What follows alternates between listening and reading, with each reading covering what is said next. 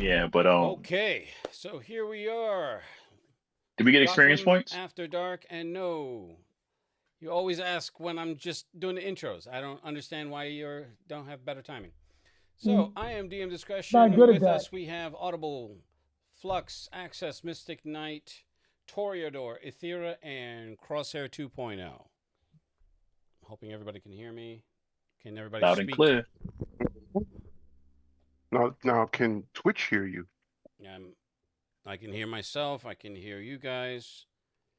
So we are good to Yay. go. Yay! Audio issues fixed. Well, for now. Yay. Let's not get crazy. Hey, shut up. All right, don't Don't jinx it. Why are you unplug putting that out in the universe? All right. So we're going to start with a quick recap of the last game here. Let's fix that button. Hoping you guys can hear. Uh-huh. Hear the music. You guys can hear the music. Yep. Yay, finally. Oh, look at over here. We don't That hear is nothing too now. small. Really? Let me see here. Can't hear you. I'm not talking. That's why. Yay, that works too.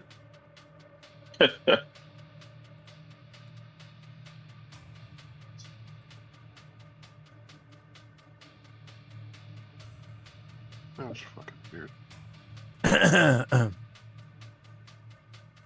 Throw that out.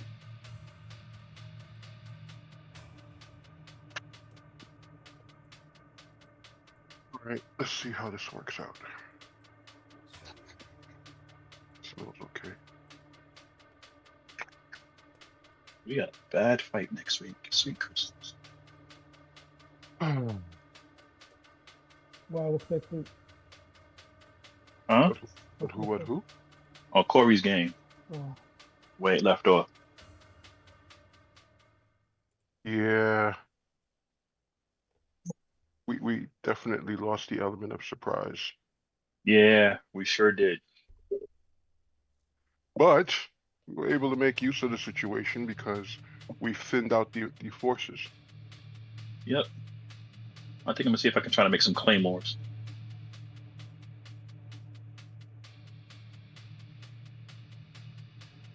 See if we can make some I'll buy- claymores. I'll buy some from you.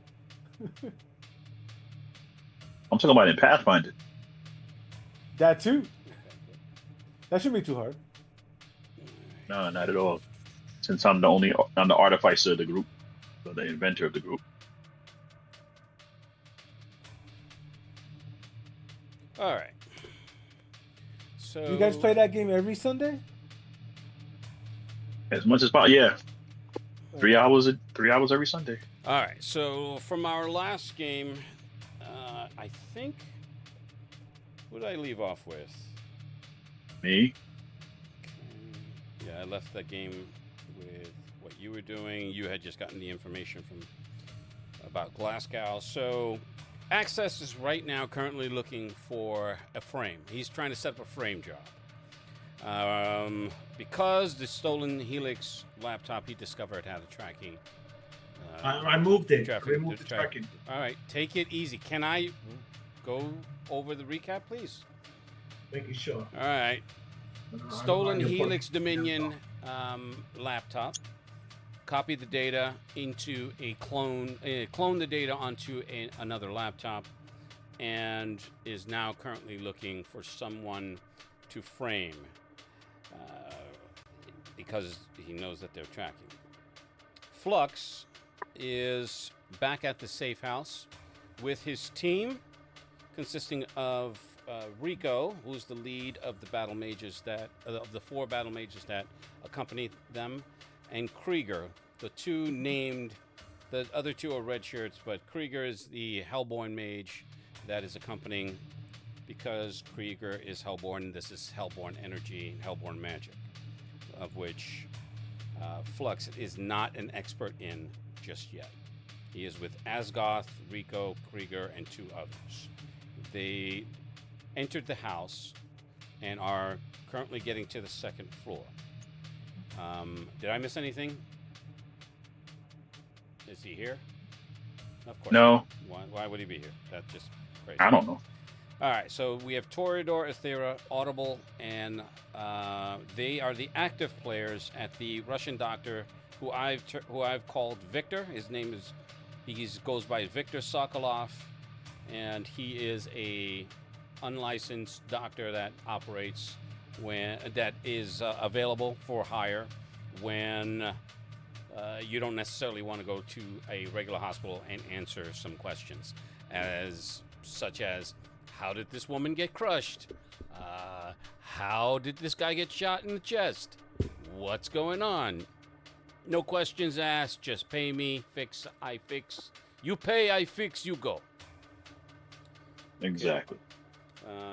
Mystic Knight had just exited the Black Ledger, which is an occult bookstore.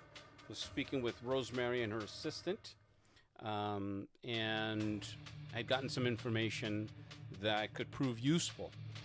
I'm hoping that Mystic Knight actually paid attention so that I don't have to go over everything again and can move on from there. Now, who did I leave out?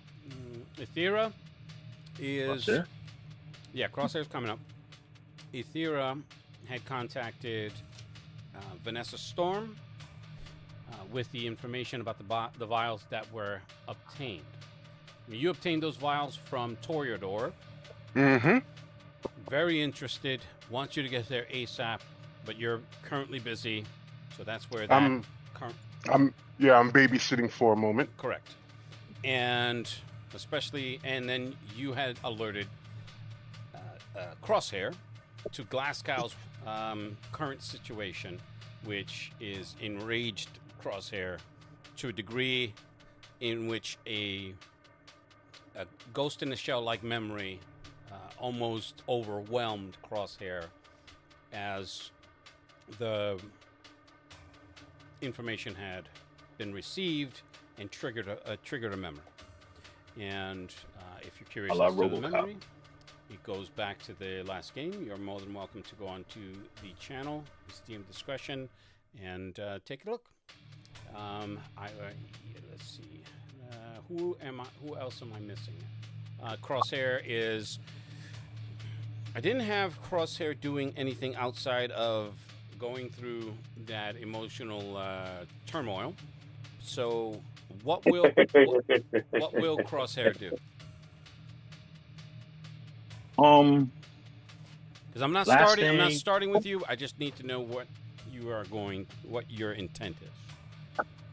My intent was to go see was to go to my grandmother. She said it's time for breakfast. Come over. We have breakfast. Right.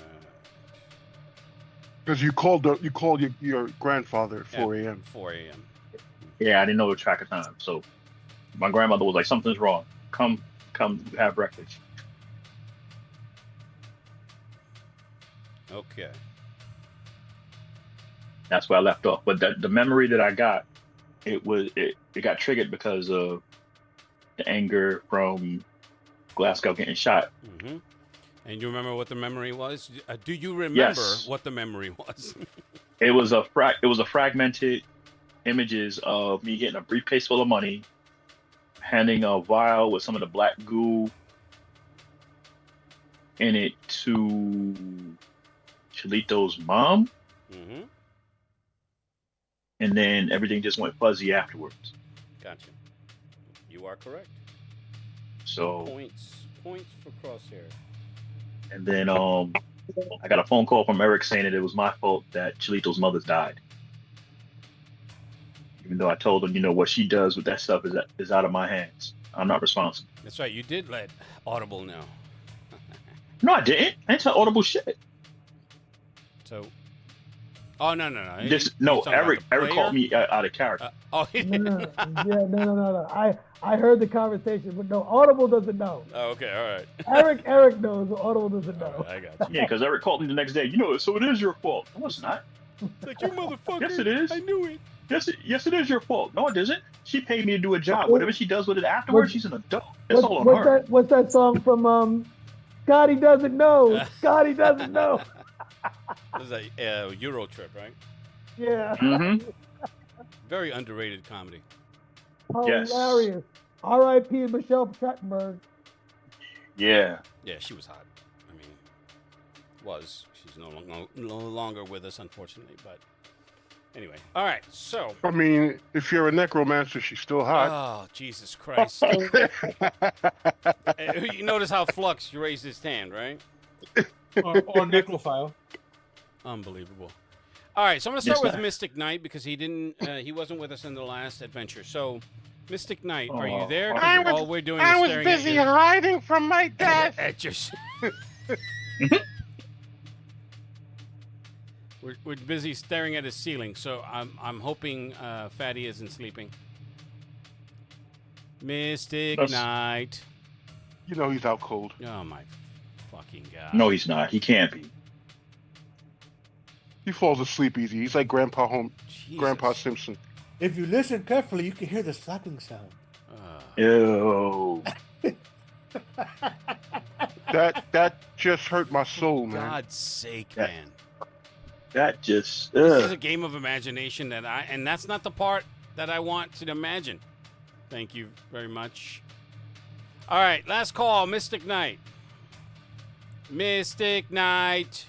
Adolfo. 1, 3, 5, 9, 10. That's it. You want to give him a call, see what happened? Maybe He's on his phone right now. So, Well, no, the phone is on. I mean, yeah, hold on. but he's not near it. Unbelievable.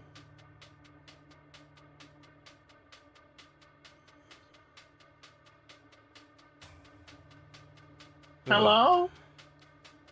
What? Hello, DoorDash? Yes.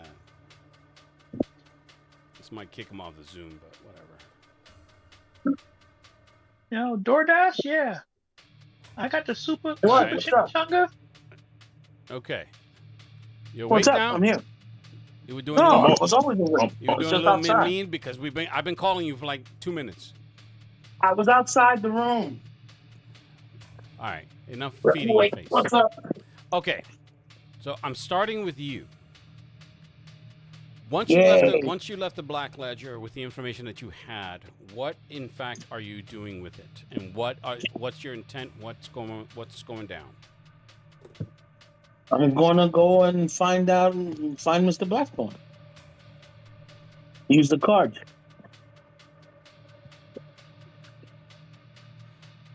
Okay.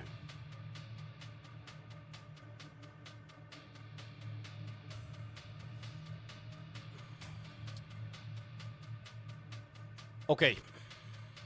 It is 4 a.m. Just I'm throwing it out there so that everyone is aware. Give me 1 sec. So, are you still endeavoring to find Mr. Blackthorn? Yes.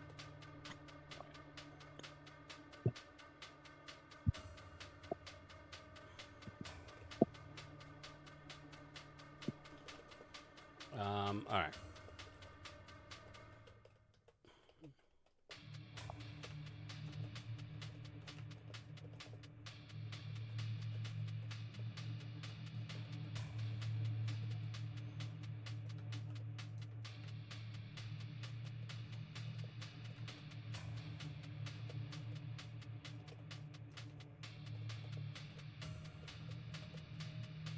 Give me 1 second.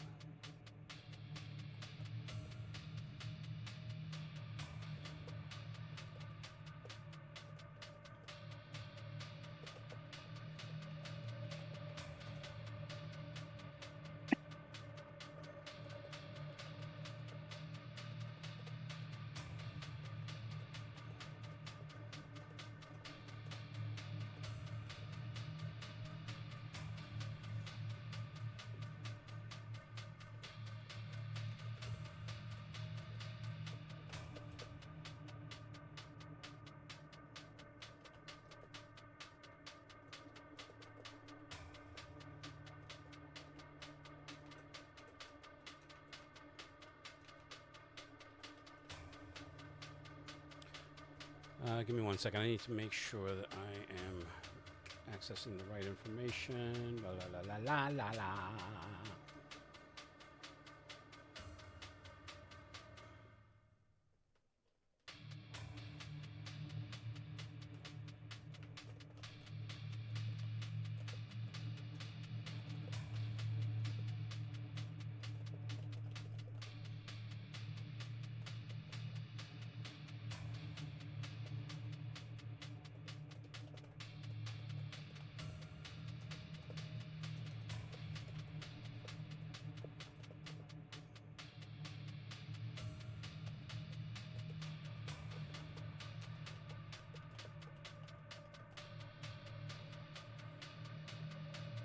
Taylor was just the doctor and the nurse there, right? Nobody else? Yes. And they're busy working. Yeah, 'Cause, they're in there surgery is- with Glasgow. Okay. I'm pacing outside, back and forth. Mm-hmm. Oh, you're not going to go meet up with Audible? I gave him instruction. Okay. I don't want to leave her. All right. I text you real quick. Who's paying for Glasgow? That's a very good question. Very good question. We'll come to. Okay, so you look up Blackthorn. His name is Dr. Thomas Blackthorn, and he resides in a mansion in on a quiet street in Greenwich Village near Washington Square Park. So, Oh my God, it's Doctor Strange. Okay. is that where Sorry. Doctor Strange resides? Doctor Strange can be anywhere he wants. Okay. Gotcha. All right, so this is a 5-story Victorian. It's a Gothic mansion. It is. You know that there's an active enchantment, because when you get close to it, within a block or a block and a half, you start noticing concealment symbols. You notice them from the looking at the environment. I'm giving this to you so that we don't have to go to this point where you're, making rolls for any of this stuff. It's fairly obvious for you.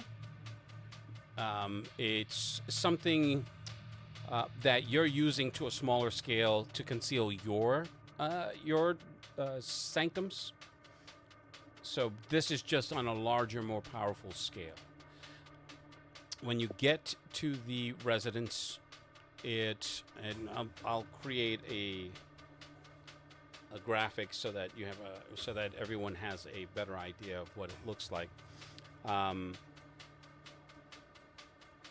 There are gargoyles posted at each corner of the residence that you can see, at both the 3rd and the 5th floors. Now, these gargoyles are animated, but you don't know if they're alive. And they regard you with their muted red glowing eyes as you approach the residence. What I'm going to do me a favor and tell me, you notice them as when you get within 100 feet of them. Now, from that point forward, what are you doing? I shoot him. What I'm going to do is I'm going to put the black gloves on, right?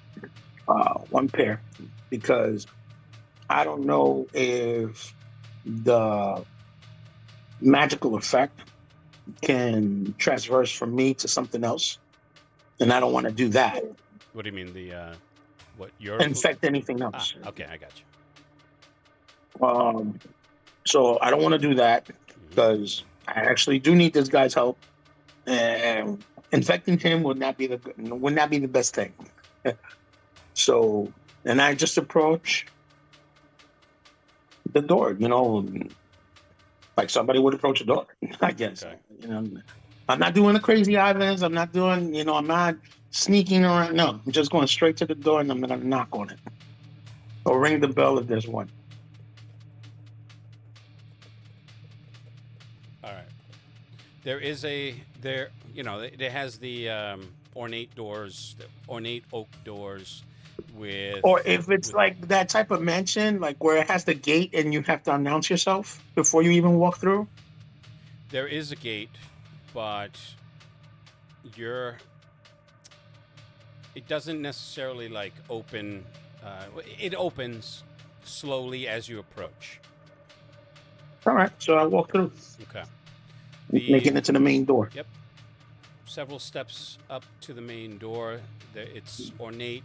It's silver and silver and iron inlaid. Then you have the handles with the what do they call them? The knockers. I know there's a specific term for those, but fuck if I know what they are. What that's called. And there's also a doorbell.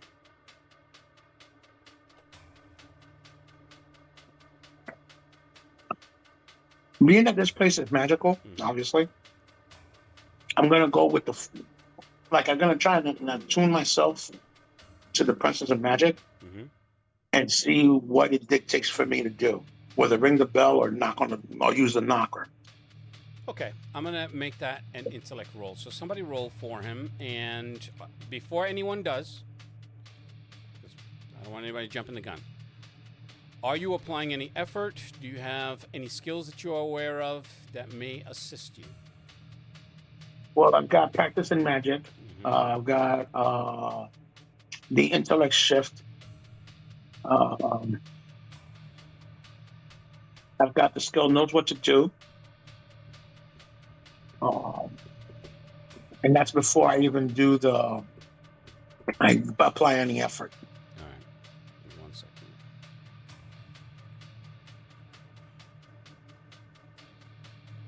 So it's a total of 4, maybe, I think. Steps.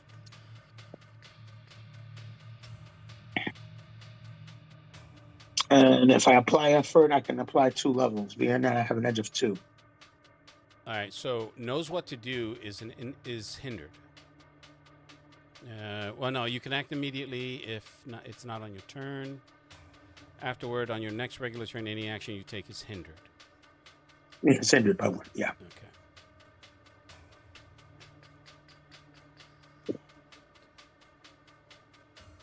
All right, and you can only use this again. You can only use this again after you make a recovery roll.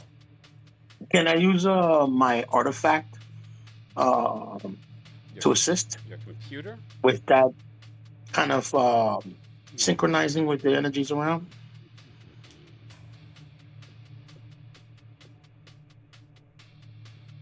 All right, so there's going to be a couple of different rolls then. We're gonna have to roll for the artifact and then for this specific thing.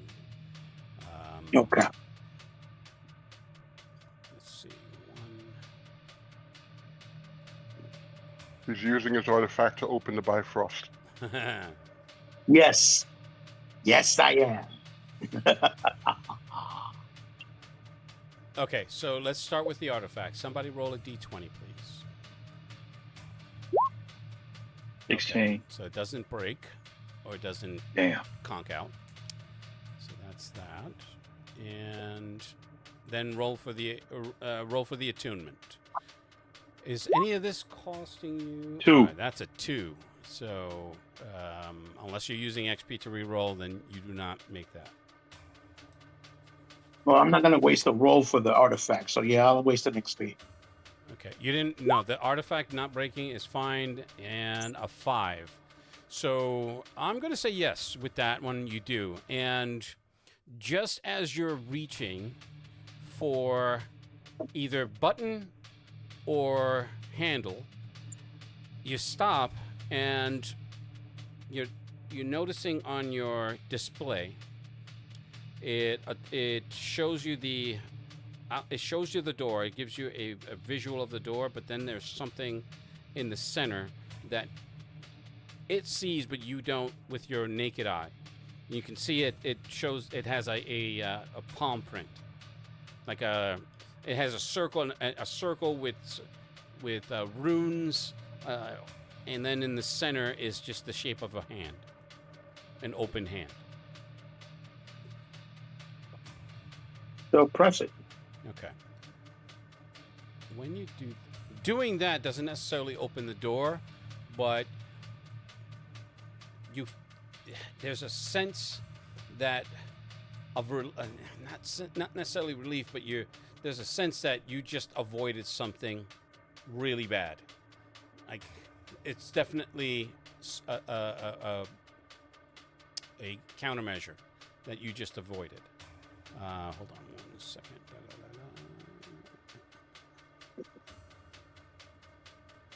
All right. Yay. Don't like it. Now, after a few moments, someone comes to the door. And give me 1 second here.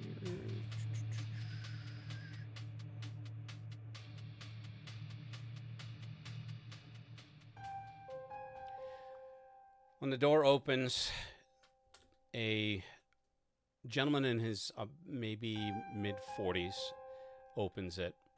His distinct features is that he has no features, just a blank canvas of a face.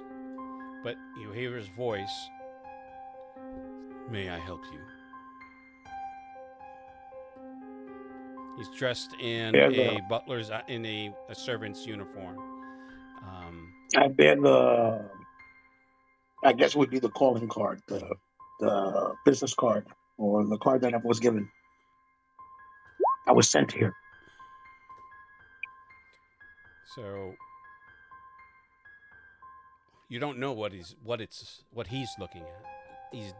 He's definitely male, but without any face, no mouth, no nose, no ears. I'm just showing. No, I get it. I'm just showing it. So I whether he's seeing it or not, I don't know. Mm-hmm. I know that. Yeah. But 1 moment, please. And your name? Who may I say is calling? Damn it! It's been so long. Fuck. What, you mean your character name? Your actual name? My actual character's name. something Montenegro. Didn't you say that before? No, Leonard Lasad. No. I'm looking at your character. Leonard Lasad. Okay. Professor Leonard Lasad. Very good. 1 moment, please. And he closes the door. Oh, wait there. What as Trap door opens up under you. right. From behind you hear a thud. Immediately turn and there's maybe about a 6.5 foot tall gargoyle that just lands at the foot of the stairs. No wings, but it has a long tail with that is filled with not thorns, but like scaly spikes, and it's not friendly looking for sure, but it hasn't moved. Obviously. It hasn't made a move towards you. And it's got something. It's got something 3 feet long in the front that's pixelated. Oh my lord! So I'm like, you must be Spike, West Manhattan in Brooklyn. Just above you, you could hear a low rumble. Your head turns upwards, and there's one about maybe 10 feet above you. There you go. That's Spider-Manning, just staring right at you.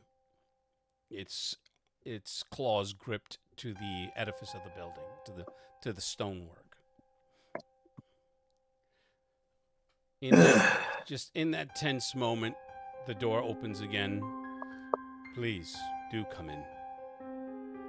Thank you. Which I think your guards here were getting restless. You don't get a response. Obviously. Okay. And when you entering in this place it is as opulent as you would imagine it would be. Your little bit of research, Blackthorn is I wrote up his bio. Give me 1 second. I want to be consistent here.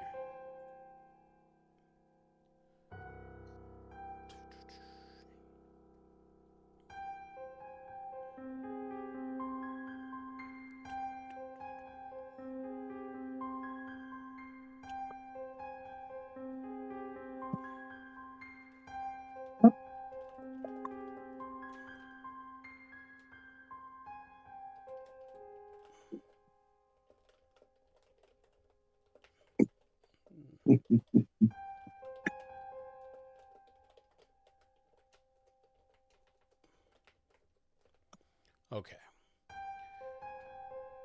The foyer has a crystal chandelier. It leads into a larger sitting area, and there is a winding staircase that starts on the right and goes all the way around to the left. Out of view, you would have to actually maneuver into the second room, to the sitting room. There's two sitting rooms, one with a fireplace to the left that is it still has its embers glowing, and then a sort of pseudo gallery to the right with different types of art. And you know that he has multiple degrees. He's his primary occupation is he's a doctor of philosophy. He's world renowned, and he also has multiple degrees. He's predominantly works out of Oxford University, but he also does what do they call it when you work at a different university? I can't remember what it's called. Anyway, so he's being lent out or actual. No. He does. What the fuck is it called when you work you work temporarily for a different different institution? I know the word. It's stuck in my fucking head. But all right. Anyway, either way, Googling it. Yeah, you Google it. He's a historian, psychology. He has a psychology degree. He's a linguist, an archaeologist, which is one of the things that had interested you. He has a wife.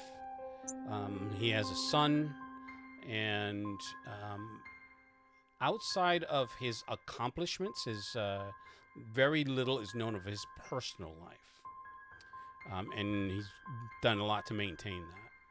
Now, and this is pre-crazy for the son. Yeah. Put him down. Go ahead. I'm gonna heal her.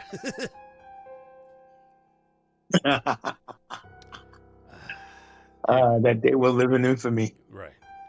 Now, after the gentleman, he had obviously allowed you to come in. He tells you to sit in the parlor.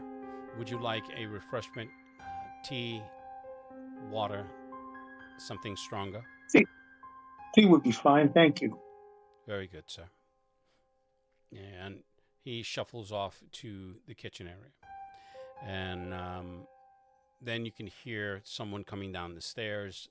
He is mid-60s, about 6'4", thin but not gaunt. Thinning hair, and you can tell that he wasn't sleeping, but he looks more sleep deprived than anything else. And he comes to you and he's, it looks like something's troubling him. Yes, like he's been lost in thought, and in doing so, he's pretty much lost his sleep. So he said, "Professor Lassard, it's a pleasure. I've read some of your work." As a high Professor Blackthorn. To what do I owe the honor? Please, he says, "Please sit." So, I gesture for him to sit as well, and I guess if we sit together, he sits directly across from you. First off, my apologies for intruding at this hour, this ungodly hour. However, it's fine. Don't trouble yourself with that. I've come to you with great distress. I was directed to you, as a matter of fact. Oh, really? By whom? And I show him the card. I see. So this must be serious. Quite, actually. His man comes back in with the tray and leaves it. There's some finger food shit to snack on. He thanks him. Say thank you. And Thank you. He leaves the room and shuts the door behind him. And he can pretty much tell I'm wearing the black gloves on my hand. Mm-hmm. And so I tell him it's this type of serious. And as I show him the gloves. He leans forward in his chair. He's like, what exactly am I looking at, Professor? Well, this is to keep the hellborn infection that is consuming me from spreading faster. Hellborn, you say? And to use them sparingly. But it's not going to buy me much time. And the person I spoke to, Rosemary, she said that you might be a source of where I can find information on how to stop this. Well, I will certainly do my best to assist a fellow scholar. How exactly did you get this infection? So I go through the whole thing. As a matter of fact, what I'll do is, like I did with Rosemary, I'll bring it up on screen, all the details of the book, well, from the outside, because I never saw the inside. The smell, the etchings, I guess just being in its presence and knowing of the existence of the book was what contaminated me.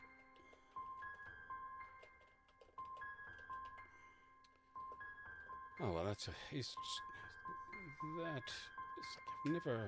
like when you say hellborn, may I inquire?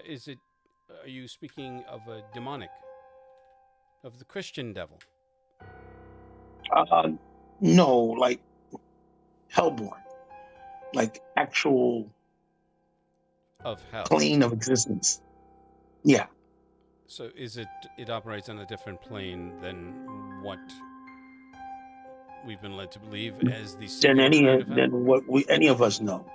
I mean, this is the true plane of evil, chaos, corruption. I mean, it is where the root of any ill deed exists. And from my understanding, there's different levels to it. I myself don't fully comprehend that dimension. If I did, I may not have ever been anywhere near that book. But I'm glad I was, because even in my demise, if I shall come to that, I think I've averted one disaster. But there's more coming. And I need it to be fully functional in order to stay what's coming. And what is coming, Doctor, Professor? The days? I know it's a lot to absorb, and it sounds incredible, but you know my work if you read it, and you know of my reputation. I am not one that is taken lightly to things. Yes, I may be a bit eccentric, but my reputation precedes me. So I'm not saying that you're taking it as a joke or you're taking it lightly, but I am telling you the truth.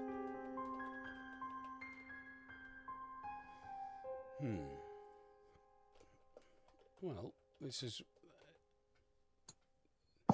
I don't know if this is divine providence or not, but I think I think the stars may have been aligned for you coming to my residence today, Doctor, Professor. I've been reading some troubling signs in a number of iconography that I'm in possession of, and points to the conflagration of something coming. I don't know if it's what you're describing, but as you know, we are surrounded by things that would most enjoy piercing the veil and consuming us all in their hellish bloodlust. Now, well, that in it is where the problem lies. It already pierced the veil. It's already here. and how is that even possible if it weren't? It's like I've not divined of any of the. I've not divined any of the typical pathways that have been breached. Now you're saying that this Hellborn is not. So, as he's asking the question, it's a different plane of existence. And as he's asking the question, and he's going about it, I'm going to wave my hand so the image of the beast shows up. All right, and that stops him in mid-sentence, and that's fascinating. That's what it looks like now. According to Rosemary, this is what it will look like once it's full grown. And it is here. So it's metamorphosizing. I As don't we speak. I don't know if that's an actual word. Sorry. Metamorphing? So it's changing. It's Power Rangering. There you go. Right. Sorry. So it's transforming. Yes. And you encountered this thing directly? Yes. It was after that book. Did it appear in this? So your initial, if you remember, your initial encounter with it was not the way that Flux has been encountering it. So, no. So is this okay? So this would align with some of the energies that I've been sensing lately. I don't know if you've been able to sense it, but there's something in the air. It's just up the gallery. And the gallery was also a source of this, and I show him the painting.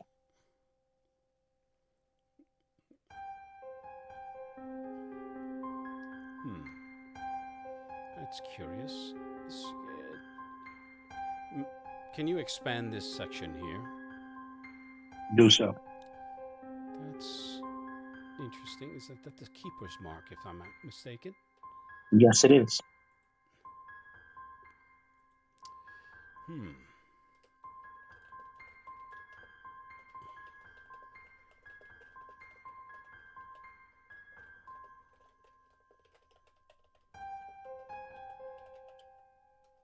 As you're starting to see what I've encountered, you can tell that this is of a dire matter. And I mean, if it's my time, it's my time. You know, we've all done our bit. We've done what we can. But I don't know about you. I would like to hang around a little longer and take part of the joy of what this world is.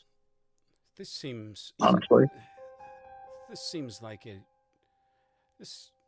If I'm not mistaken, this is a liminal gate. That's extraordinarily rare.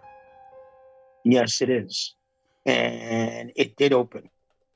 It did, thereby causing me a world of calamity. How did that happen? From my understanding, it takes a tremendous amount of power. You must be you must be quite the sorcerer then to open a liminal gate yourself. No, and I'm going to be completely transparent.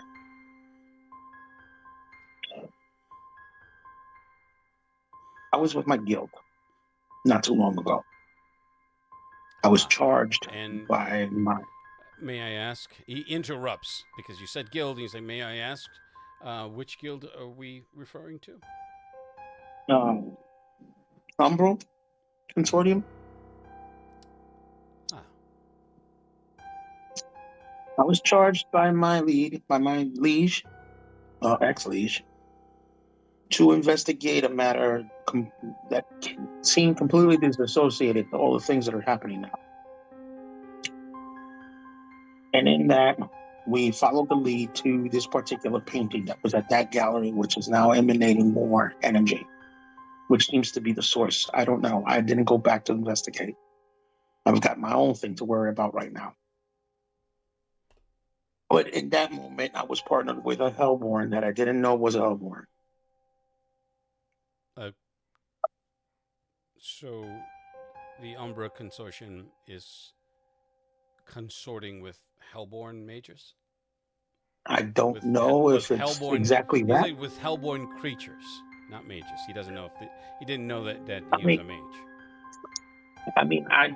I couldn't answer that.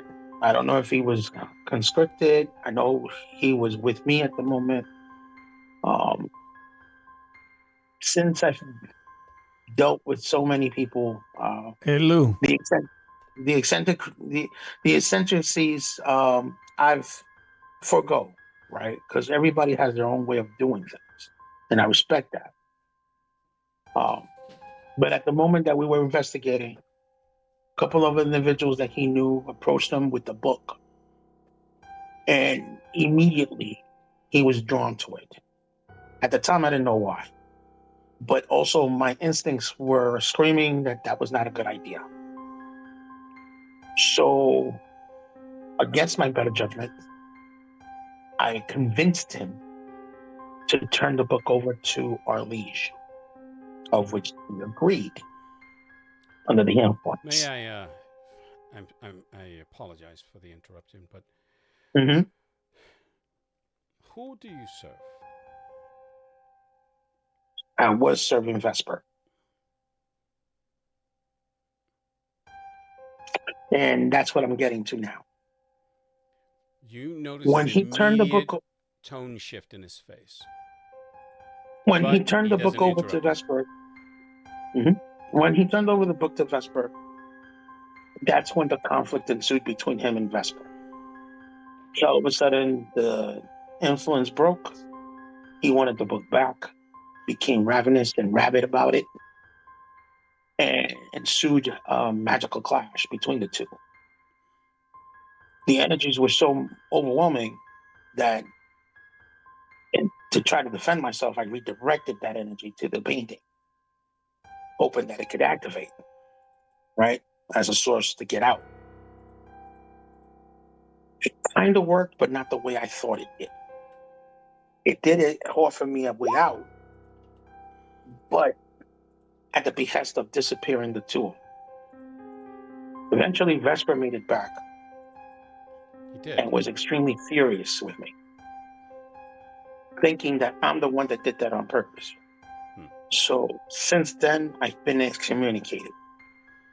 And now I'm left on my own to find a cure for this, to see if I can stop what's coming. I mean, if you want to, I have it recorded.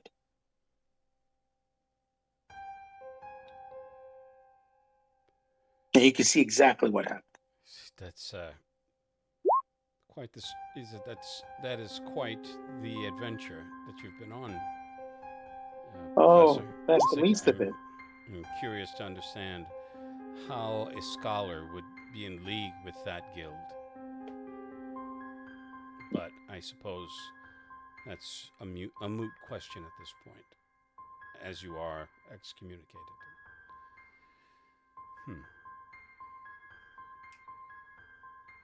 Are you able to transmit? Are you able to provide me with this information? Sure. Here. Wait. What do you mean here? He doesn't have anything in his hands. No. I give him the USB. Oh. So he grabs a napkin from the tray and he folds it over a couple of times and. I don't take insult. I know. Once you place it in, he covers it up. He's like, well, I'm not exactly sure how, I can help, but if it saves off a cataclysm of this magnitude, as you describe, I'm sure that I will do my best to assist you. My associate will provide you with contact information to reach me directly. I will need some time to study this. Very well. Said there isn't very much time, and if I know your master, and I do, and he does exactly the way I'm doing. He looks down. He's like, and I do. You don't have very much time or options. And with that, he stands. AKA, you stand too. Yeah. No, I'm standing. Well, thank you. Thank you for your time, and thank you for your cordiality and listening. It's been my pleasure. It's been a pleasure to meet you. It's like you have my sympathies with what you're going through. Yeah, I seem to be getting a lot of that lately. Did he just gently say, dude, you are fucked? Good luck. He gently said I'm fucked. But then again, we all knew this. We all knew I was fucked. So with that, his servant had already had just opened the door. No gargoyles, obviously, but well, I'll be in touch as quickly as I possibly can. Very well. So step out. Okay. All right. So now what? All right. So where to now? All right. So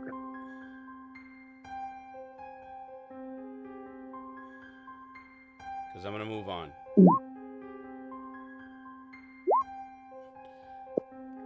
I'm going to come to the bigger group last because you're all together. So I want to get the individuals out of the way, and then we'll do as many quick round robins as possible. What I'm going to do is I'm going to call Ethera. The clearinghouse. Okay, Ethera. You get your phone buzzes. It is. It is. James said blocked.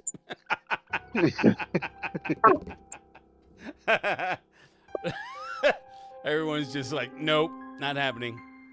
But anyway, your phone buzzes. I look to see who's calling. You see who it is. You know who it is. I answer. Hello. I'm just returning your phone call. Sorry I missed it.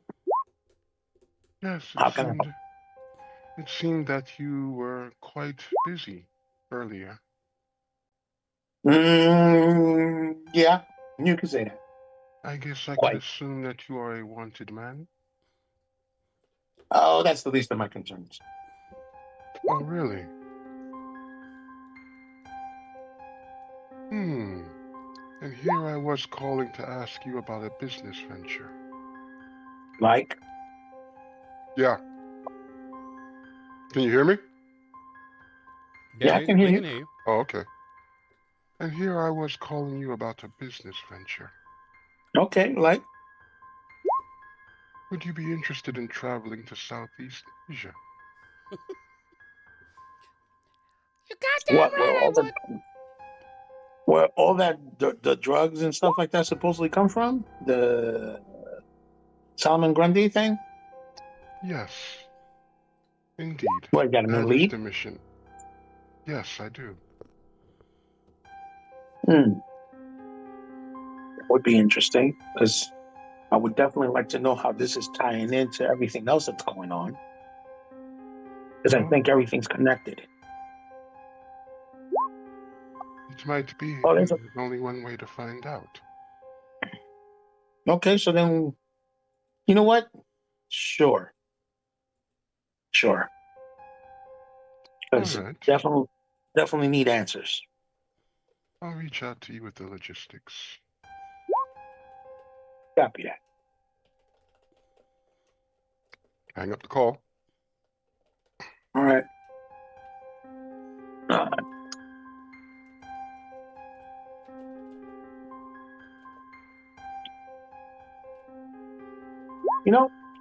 The last thing I'll do is I'm going to check to see if there's been any messages or emails and stuff like that. Particularly the meeting that I had set up with a colleague about the keeper symbol Mm-hmm. in the library.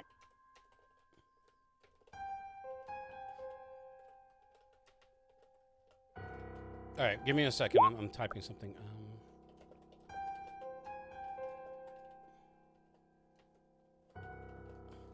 Say that last part again. Check my messages to see if I can coordinate with the colleague of mine, the professor of Greek studies, about the keeper symbol in the library. Okay. Because he's supposed to know information and stuff like that with it. I just don't know how deep. So, does this colleague have? Is this a purchase contact or just a colleague contact? No XP person. No, I mean like somebody that I know from the college. That you're the one who said that I did. Mm-hmm. So I said I'm going to set up something with him to see if I can find any information from him. Which college do you teach at again? Right now, not having the paper in front of me, I don't know. I don't remember. Columbia, I think it was. Okay, so you're gonna call the colleague to get what? Get more information on the keepers? Well, to see if he knows anything.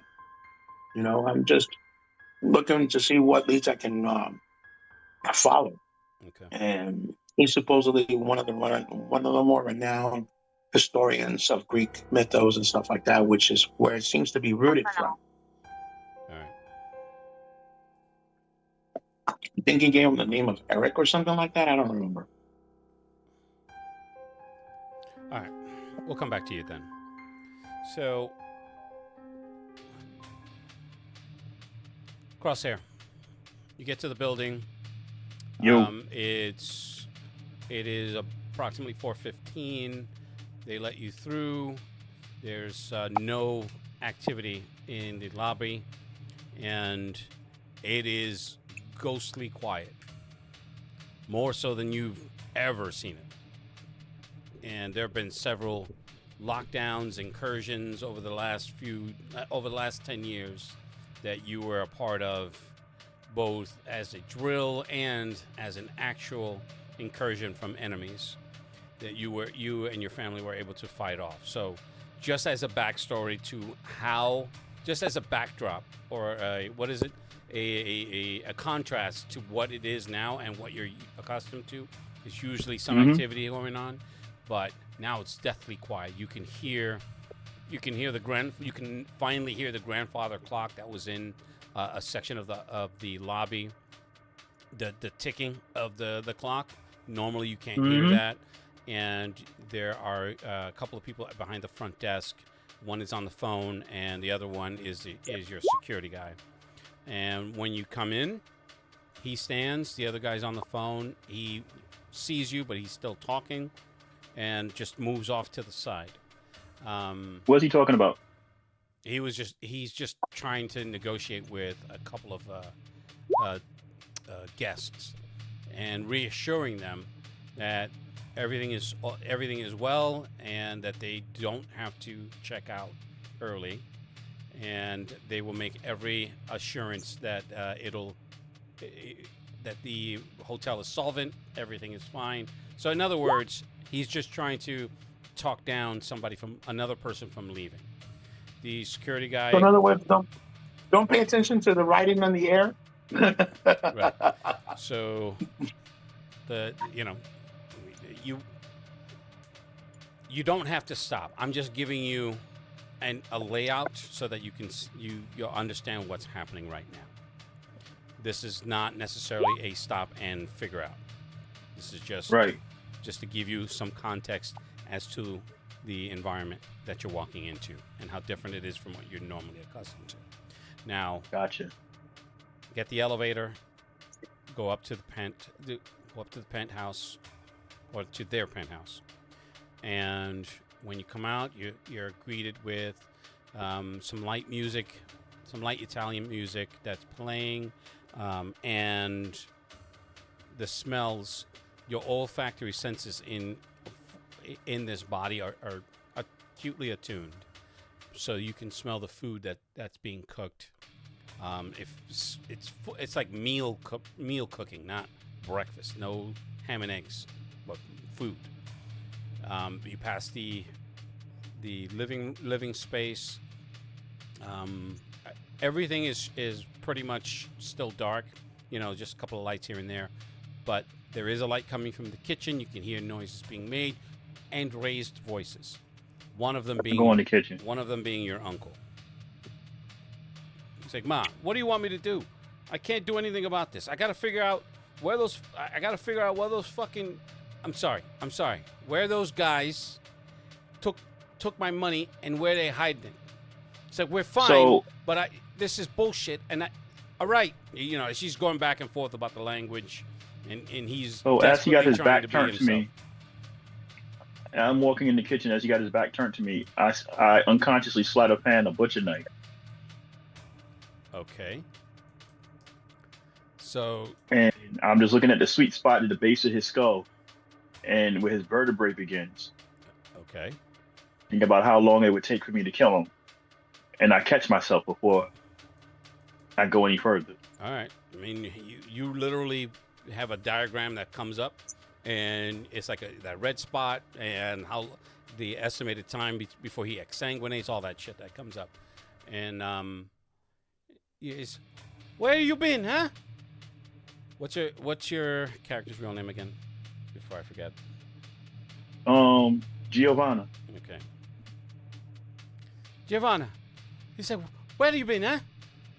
I've been calling you all last night. You been out partying? We have a problem here, huh?" So your uncle's going crazy. And he turns and he's like, "Whoa, what the fuck?" It's like, "You really need to stop sneaking up on me."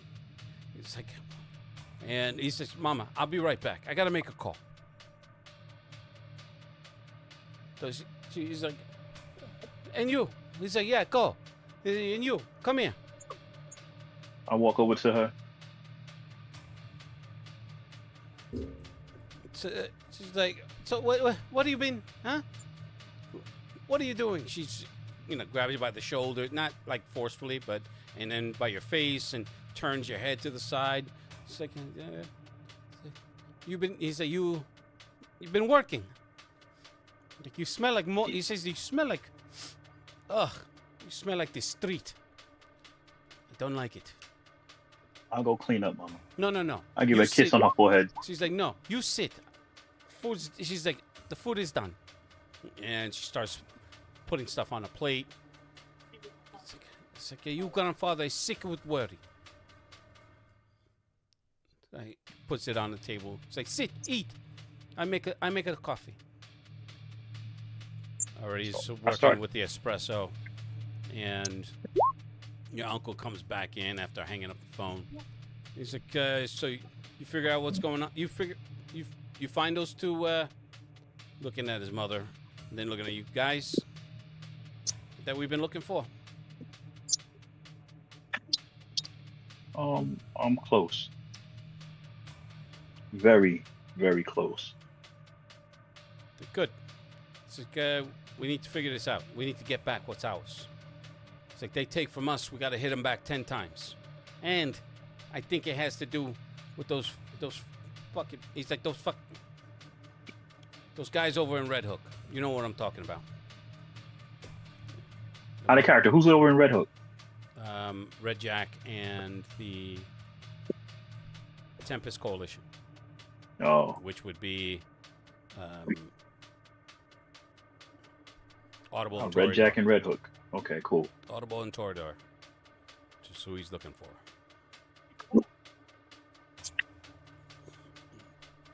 Right. He's like, "Yeah, Mama, I gotta go do a thing. So, thank you." He said, "Thank you for breakfast. It was delicious." And goes over and kisses her on her cheek. She's like, "You be careful, huh? So crazy people out in the street. He said, go say goodbye to your father." So he's like, Yeah, I'll take care of it. He's like, and keep me in the loop, eh? He's like, Definitely will. He's like, our guys had a little problem getting those other two. He's like, they weren't where they were supposed, where we were told they were going to be. Oh. Yeah, and they had a little problem at the come up. You know what I mean? And if you don't, it's like, call Jimmy. He'll fill you in. As he's talking to me, I just see like little red spots pop up on him, or where I can kill him the fastest, least amount of blood. Giovanna, where I can eat. He's like, you, no business. Go. All right. I snap out of it when my grandmother calls my name. He's like, all right, Ma. I'll see you later. As he's leaving, you can hear your grandfather yelling at him. Not, yelling at him, but not like mean. Just, where are you going? I gotta take care of something. And then he comes into. He said, "Oh, look who decides to come in, eh? You wake us up at this ungodly hour, and now you have your grandmother cooking out all this food. Where you been?" I've been around taking care of business, making sure that we still keep the obsidian.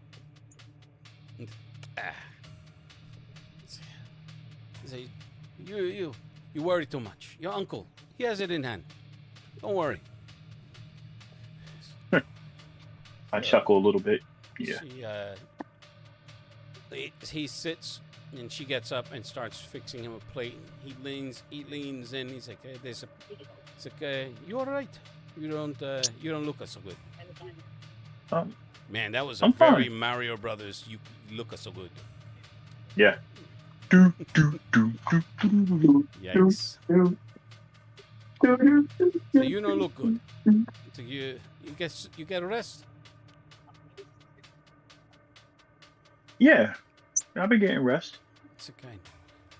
I know you and your uncle are working on some other business, but he said you need to be careful.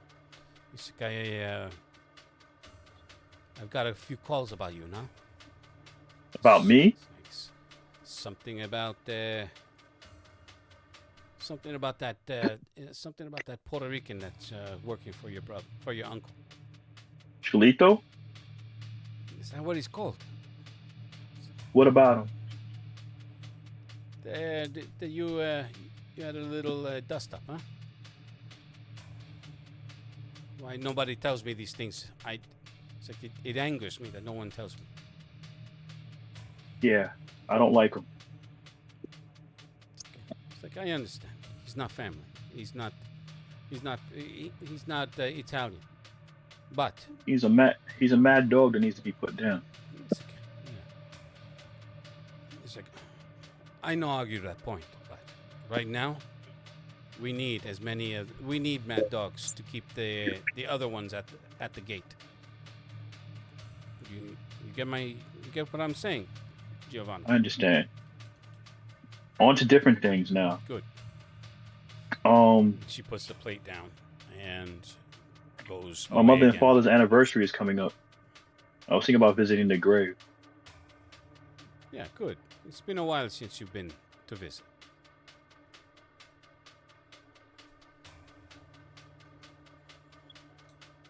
Still don't know how they died, though.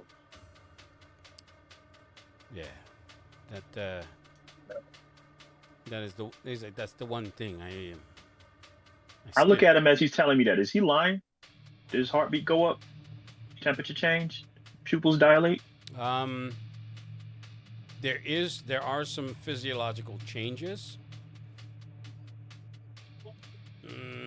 You're not exactly a lie detector, but he does express anger in not being able to figure out what happened.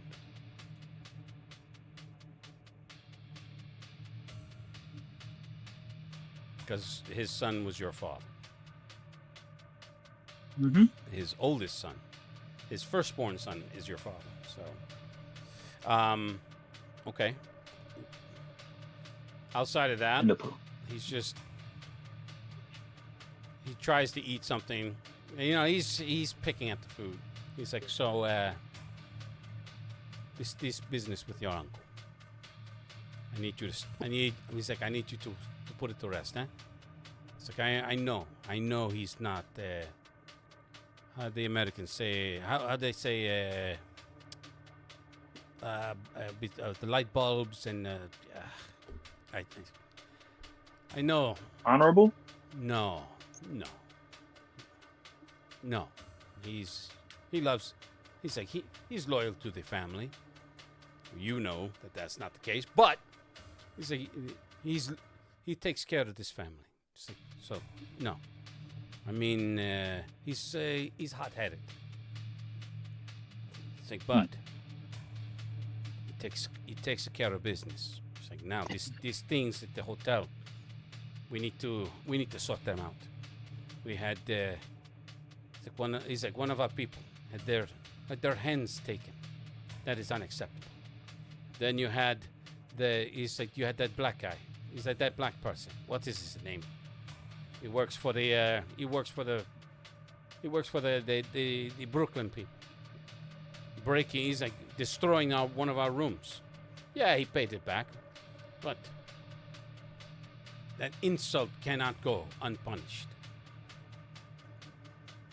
And when the grandmother comes back, he sits back and goes into small talk, just to not rile her up, as Flux likes to say.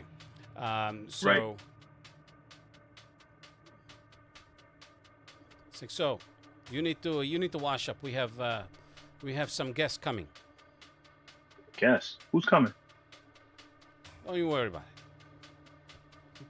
So you just need to be aware. You need to be wary. You need to be dressed nice. Work appropriate. And when he says work appropriate, he means in your gear, not necessarily like in some flowy girly dress. So they're important people. We need to be careful. Eh? No problem. So I'm gonna eat the food. I'm gonna drink the espresso, then I'm gonna go take a shower and get my gear. Okay. All right. So so what else are you doing? If there's anything else that you're doing before I move on. Anything else? And Grandma, it's like, oh, Giovanna, you don't eat anything. So look at all the food I cook for you, huh? I'll make a couple. He said, your skin and bones. No man is gonna. He's like, you're never gonna get a husband. Oh. Then they start going back and forth in Italian. He's basically telling her to just mind her business, and you're a woman about this century, and you can take care of yourself. And she's like, bullshit. You know, they're doing the typical back and forth. So I go and take a couple of to-go plates, and I take it downstairs to my area, and I go take a shower. And okay. I put on the union suit. All right. But if nothing doesn't stand out and everything else like that, eventually I'm going to go talk to the police officers that was handling my mother and father's case. Okay. Or the detectives. All right. All right. Gotcha. Also, when I get inside my lab, mm-hmm. I go inside the safe and I pull out the briefcase that I got from Chulito's mother. How much money is it? About $200K. Not bad. Gotta figure out a way how to flip this money to get some more. Okay. So I put it back inside my safe and I get myself together for the meeting. All right. So I'm gonna come back. I'm gonna come to access. Lou. Yeah. I sent you a couple of texts on the chat. All right, I got you. The Zoom chat. Huh? I got it. You know, anything you send in a Zoom chat is no longer accessible after we log out. That's why Discord is there. Okay. Yeah, actually do that because copy paste in Discord. You can send it to me here so I can see it right away because I don't have Discord open, but send it to Discord as well. Now, for access, you were searching through the grinder. Wait, hold on. Before I do that, I'm gonna do something else. Before I do that, I'm gonna still continue doing that. So what I'm gonna do is I'm gonna contact Cassandra Rain, which is she's the liaison for Synapse Dynamics, and I'm gonna let her know Dr. Erica Ross. I'll let her know. Well, I'm gonna contact her. Phone goes to voicemail. It's 4 a.m. I'm gonna tell her, hey, when you get the chance, call me. I have something very important that Dr. Erica Ross may like. And I'm trying to see if I get myself a little favor too to get some of this heat off of me. So let's see if hopefully this thing could work out. And then I say, when you get the chance, call me. So I hang up. So now I'm gonna go to Grindr and start searching around Grindr to see if I find. Oh, wait, hold on. Before I call Grindr, I need to hire me some bodyguards. So I'm gonna go about doing that, Lewis. Okay. All right. So this isn't like DoorDash. It's not like they're going to show up 5 minutes after you. No, I'm gonna call my contact. Okay. I'm gonna call the ghost.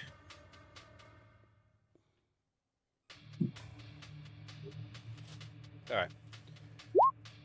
So. Well, I'm gonna call his. You're gonna call the ghost. I'm gonna call his liaison in my hand, the guy that I've been dealing with. Okay. All right. Let's just call him Jeff for now. Oh. The call goes through. Person on the other line's like, yeah. This is Jeff. What's up? I need 4 hammers if you got a Delta, if you can. Okay. You need 4 deltas? Yeah. Is this for a specific operation? Just bodyguard. For how long? Say a month. Is this personal or for a third party? No, it's for me.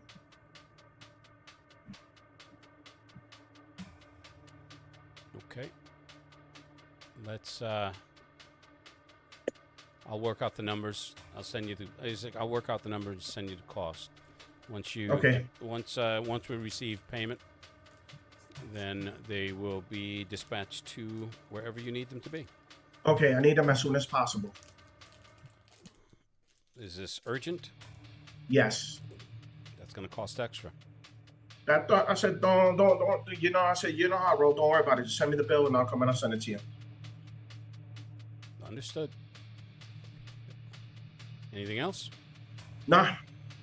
Well, the drones, they said within a week, so I'm not going to bring that up. No, I said, nah, we good. I told them, thank you. Okay. So now I'm going to Grindr. Okay. And just so because we're recording this and it's live on Twitch, please walk through what you're doing. Okay, so what I'm going to do is this. Once I get the confirmation for Delta Force, I'm going to open up my laptop. I'm going to create me an account in Grindr with some fake pictures. And I'm just going to see who looks very similar to me so I can blackmail them. Well, not similar to me. I guess somebody who has, like my height, my weight, my muscle mass, pretty much very similar to what I don't know if Grindr has that level of detail, but if it's anything like anything else, it doesn't really go down to those specifics. No, I mean, I'm just looking through pictures. You're going to know more or less through looking through pictures. Okay. Then what I'm going to do is once I find the person that I meet, little by little, I'm going to start talking to them. And then eventually, because I need to contact Toreador to give me the stuff to knock the person out. So little by little, I'm just gonna start talking to them to get them comfortable with me, so then they're willing to meet. Mm-hmm.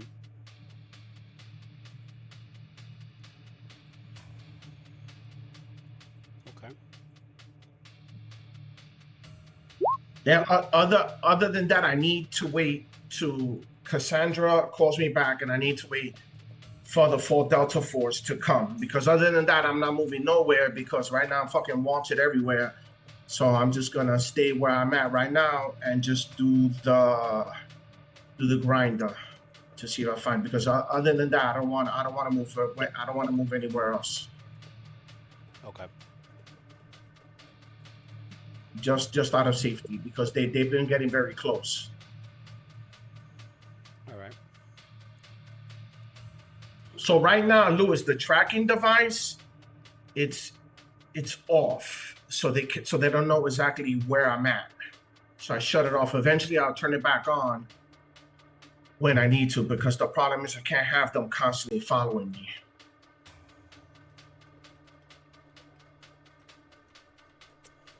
And then, like, every few minutes, I move from building to building. All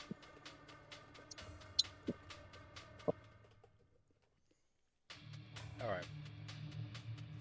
About 4:15, just to catch up with everybody else. You finally get a call back from Cassandra. So I want to say, hey, how's everything going? So this is what is it that you have that you would wait? So I send her the one good pick with the one doctor, the guy who got shot, the one that he went crazy over. I sent her that. Remember, I got all the pictures. Remember that I was showing the pictures to the doctor in the last game. Which doctor? The guy who got shot in his chest. I don't know his name. Talking about That's Glasgow? the thing. Yeah, remember that I was showing him those pictures. So what I'm gonna do is I'm gonna send her 2 of those, so she can look at them. What am I looking at? Who is this? I'm gonna tell him this is an operation that's going on right now. I managed to get some of these, but Dr. Voss needs to look at these pictures, because she's gonna understand what this is. Me and you obviously don't understand, but I've already had somebody look at them and they were very excited with them. I'm going to regret asking. How did you get this? And Jesus Christ, man! Why you guys always ask that question, man? He's like, I'm going to regret this, but this looks like this looks very proprietary. Am I gonna regret asking where this came from? And whomever you acquired this information from, are they aware that you took it? Yes, they are. So then why are you sharing it with me? She gets shot. No, they okay. Let me rephrase this. They know that I'm in there, but they don't know exactly what I got. How's that even possible? Did you remotely?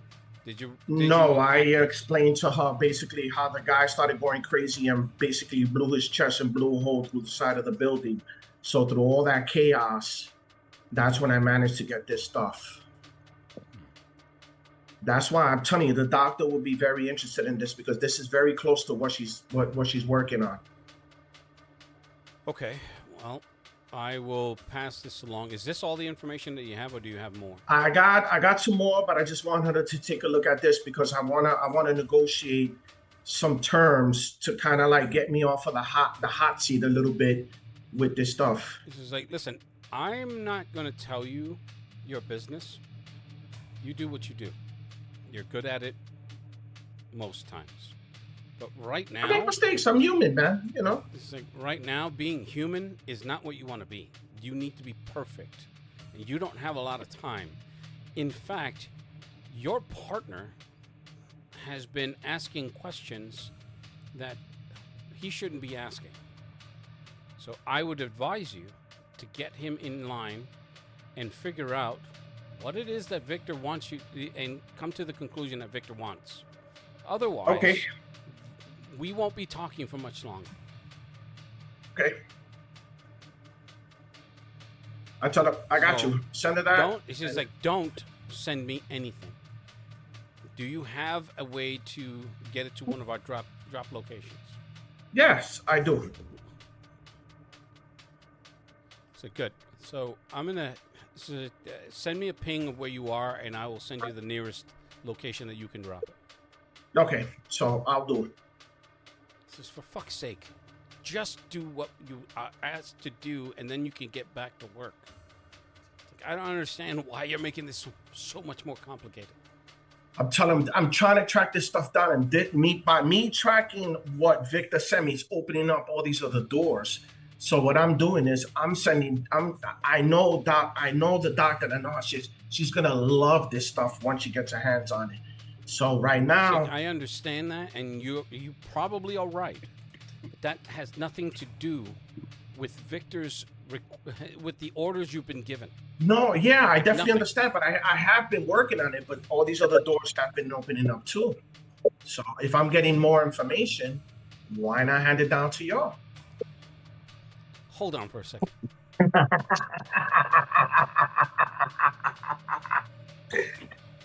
That was smooth. That was smooth, Danny. That was smooth. You can hear like a small muted sound, like, "Broop, broop," and she's like, "Okay, so that we're clear, and I'm on a secured line, because I don't even know what fucking if you are even in an encrypted channel, because you've been sloppy lately, and nothing that you could give us, nothing that you could give him, is going to change his mind. You fucked up. You and that technocrat that he likes to consider himself caused us significant reputational harm. You do understand that Victor hates that. That is the one thing that will take a man that is usually stoic and careful and drive him over the edge. He has destabilized countries behind that. So I'm gonna tell her, listen, I understand what you're saying, but if you would have saw, interrupt me. I said I'm sorry. Go ahead. I said I'm sorry. Continue. To you what you're doing. You are doing nothing to boost your cause. They'll take the information, and he'll still put you in the ground if you don't do what you're asked to do. So that's fine. I'm doing that. I'm only concerned in how I'm associated with this. I told him, listen, it's gonna get fixed, but I'm gonna tell her one last thing. I said, I'm gonna let you go, and I'm gonna drop the stuff off. If you would have saw what I saw, even Victor is gonna be dancing off of his seat when you saw with that stuff was just, I've never seen anything like it. Listen, I have what could be considered a pretty cordial relationship with our beloved chairman and CEO. He doesn't dance when he's pissed. Well, this may make him happy. Oh my Trust God. me. And I'm gonna say, just do what you're fucking told. And then she hangs up. Okay, good. So, what's this? This is gonna be crazy. So, dude, that list that I sent to you, I'm gonna start working on that, and I'm gonna contact this fucking idiot and call him and yeah. So. He's like, listen, I'm busy. Fuck off. No, I'm sorry. Okay, so now I'm going to. As a matter of fact, let's work that out. So, Mystic Knight, you get a call from Access's from a. Matter of fact, you switch phones, so you get a call from an unknown number. No, well, I sent him a text first saying that it's me to pick up the phone, because obviously it's an unknown number. Again, if you say it, you send a text from an unknown number that says it's me, pick up the phone. What does that mean? No, I'm going to tell him, hey, this is Access. Can you pick up the phone? We need to talk. Just so that we're clear, there needs to be specificity. Don't assume that I got you. That he so I'm going to send him a text and say, hey, this is Access. The boss is very, very pissed. and they're tracking every move you're doing, and they're not happy. And we need to get on the job that they sent us to do because our time is finishing. And they said that we both going to be under a river, under the river, in the ocean, if we don't start hurrying up on what we got to do. So then definitely he knows it's me now. Okay, so with that information, then the phone call comes after the text. Talking to you, my stick knight. Will you answer the call? What's Is up, he there? Access? Is he there? What's up, Access? I'll be like, hey, man. Yeah, man. The news is getting a little bit smaller. I just got contacted now. So we need to figure out what are we going to do with this roaming AI. Because my boss is not happy. And he basically said that if we don't get it done, we're both going to be under an ocean. And they know exactly where you at right now. Like, what? No, he doesn't. They'll just make it easier for me. That's all. Wait, what he said? I can't hear him. I said, it'll just make it easier for me. I'm on a clock anyway. So being threatened to be killed, to die, to be shot, to be whatever, blown up, is inconsequential. I'm dead anyway. I'm going to tell him, what's wrong with you?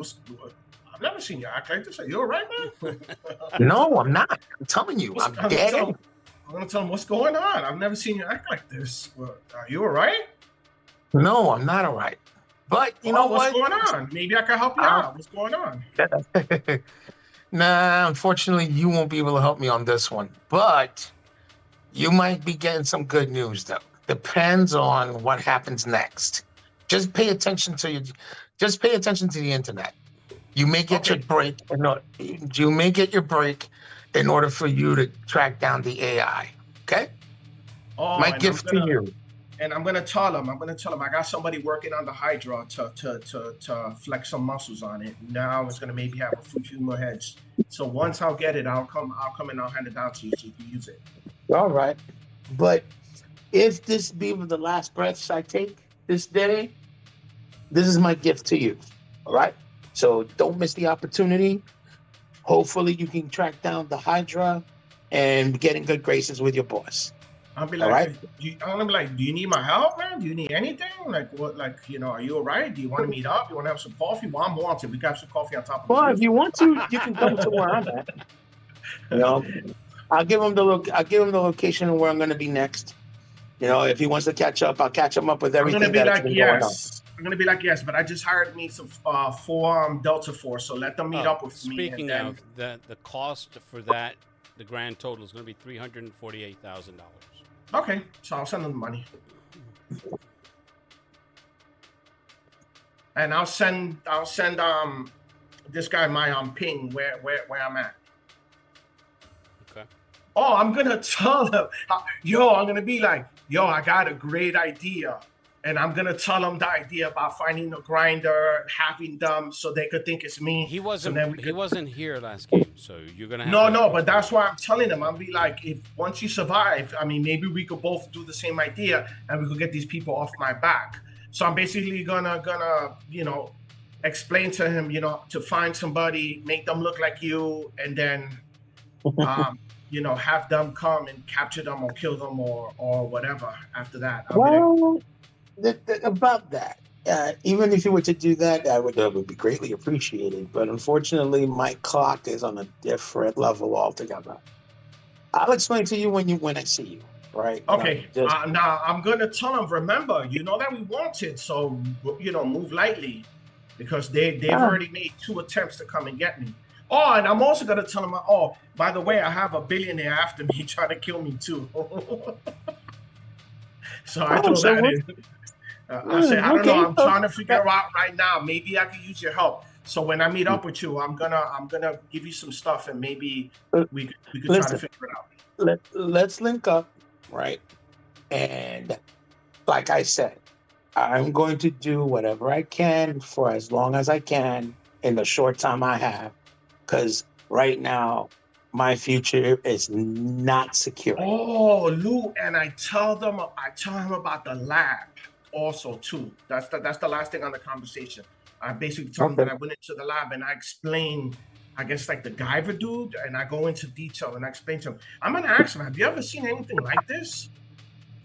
Once again, he wasn't present for the last game, so he doesn't know what he's talking. The player. No, I know what he's talking about with the laser blast from the chest. Okay. Yeah. It's like Him cybernetic guy. overloading and blowing up. So I know that. I just wasn't there for when all the other fiasco happened afterwards. So I'm gonna ask him, have you? I've never seen anything like this. Have you? Yeah, actually, I have. Oh. Maybe not to the degree of the robot, but if you look through the stuff that I sent you earlier, there's another AI program there that's not the same as the Rogue One. And there's also a quantum thread there that is partial. So good to know that. Okay, so I'm gonna keep that in memory. Okay, so I'm gonna tell them, okay, my people are coming. I should meet up with you. I guess. What's the ETA for the Delta Force? 3 hours. I'm not playing around. I got the best military that I could get, which is Delta Force. Nah, you should have just bought Chuck Norris. That's it. If I get Chuck Norris, the game's over. Game over. Yo, they had a man with Chuck Norris fighting Darth Vader with the lightsaber, and him pressing his 2 fingers on the lightsaber and turning it off like a fucking match. I was like, damn.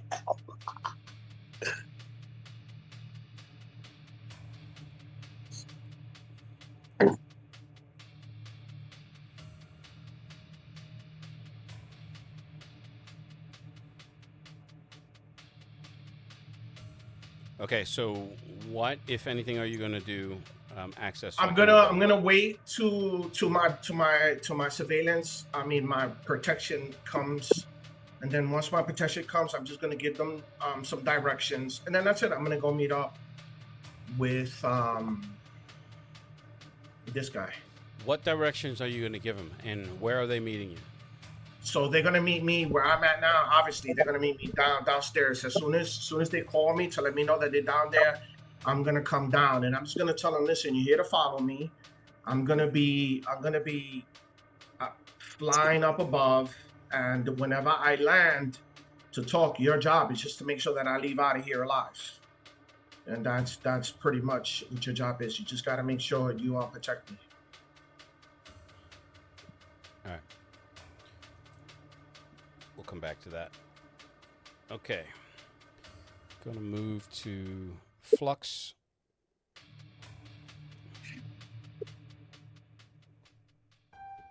No, that's not it. How come I don't get that music? Because you're not cool enough. Music. Bro, I don't get no music, nothing. I don't get You had music. Put your headphones on. Okay. We're on that staircase, right? Yep. At the top of the staircase, Rico, Krieger, and then the other 2 operators, the other 2 mages, then you, then Asgoth. And Asgoth is like, you can hear his breath because there's there's outside of you guys, there's no other sounds. Hold on, let me change that. That's not the one I want. Now, that light is everywhere. It's spilling down the staircase. Once they get to the top, they're bathed in it, and they have weapons, but that's more so for backup. Everyone is coming from the UC, for the Underworld Consortium, so they're certified mages, but the Underworld Consortium uses, as you're well aware, they don't focus in one area of magic. It's a consortium of different types of magical pursuits. Understand? Now, Rico goes out of sight. He moves off to where you can't see him from where you are positioned on the staircase. Where is What? Krieger? Krieger's second. He's at the top of the stairs and starting to follow Rico. And Okay, then the so- other two guys are moving up as well. So I'm all the way behind them. You're fifth in line with Okay. Asgoth taking up the rear. So what is he doing? Is he doing anything or? Outside He's of just He's taking it up the rear. yeah, outside of giant anime fear eyes, he's constantly looking back, just to like he's doing the crazy Ivan. He's just making sure that nothing's coming up behind him, and trying his best to. What's the word I'm looking at? He's having a mild anxiety attack because of how tense this situation is. And remember, this energy is like weighing you guys down. You had to create a pseudo barrier to ensure that it's not necessarily holding you back. But we still feel it. You still feel it, yes. It's like a hot. It's like Now, Lou, it's like being in a sauna without the steam. Just an oppressive. My heat. memory, Mhm. my memory is locked on where we got out of, where the portal is to get back home. Okay. Now it's like that's where I program myself, but I'm going up the stairs behind them. Now all I got is 2 handguns. Mhm. That's what I'm carrying. Pew pew. The four battle mages, they go out of sight. You're coming up behind. As you're hitting the top of the stairs, you're able to look through because the banister, you can see through it. It's just wood slats. In an open space at the top of this, it's the top floor. It's essentially it's an open space with support columns for the roof, but all along the walls it's essentially a library. There are some round, old, they're wooden tables at varying points in the room, and at each table there was something there, like an object.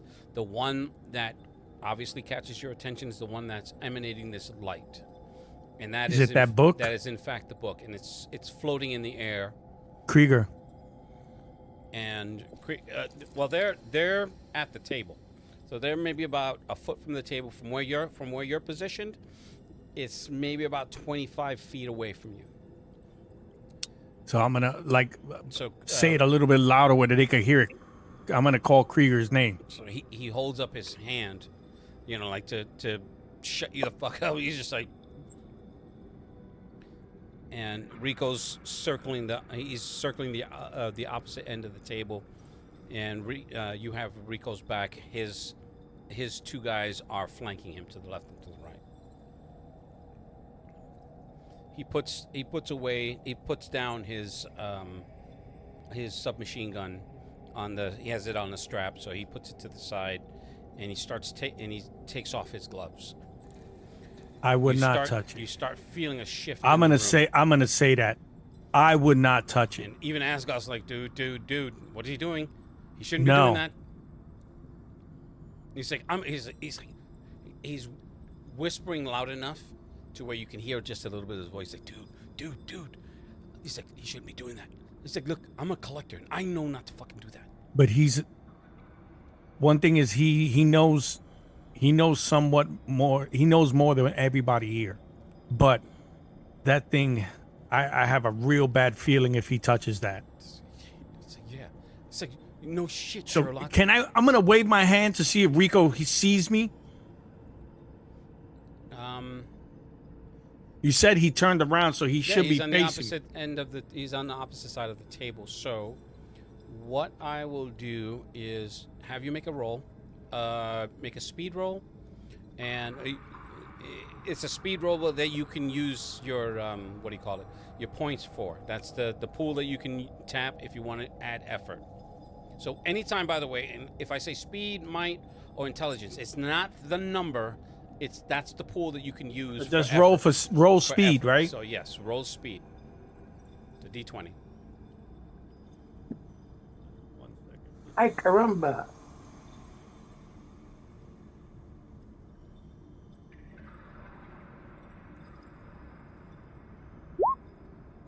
Nope, not with that roll. Okay, so you're frantically waving.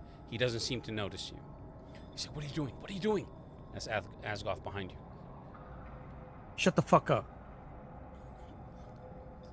Okay. So he's just like, "Dick." No, he doesn't say that, but Yes, he does. so you can't hear them because they're a ways away, and all of this pressure is, if you've Coming from- you've been in an airplane where you get that pressure in your ears. Yeah. So that's kind of one of the secondary effects. So on the floor, on the second floor, is there other doors Yes. all closed? Yes. Any light coming through them No. from underneath? Uh, Like you see, like maybe like if a light is on or some No. glow is coming from underneath. no. In So fact, I'm no, gonna- no, hold on. Let me take that back. 'Cause the way I described it before, every floor is now emanating that orange light. That's what you Okay, saw from the so street. do I yes, see there's light coming from while I'm walking up, each one of going those. towards where they're at? Do I see any movement of shadow from the glow underneath the doors? I'm glancing to check You're that. looking down at the second No, floor. I'm not looking down like that, but like if you look Mhm. underneath the doors, you will see if there's something coming towards the door, where you will see a shadow or something like that. You understand what I'm trying to say? Yeah. Okay. Make a perception check, please. What would that be? Intelligence? Mm-hmm.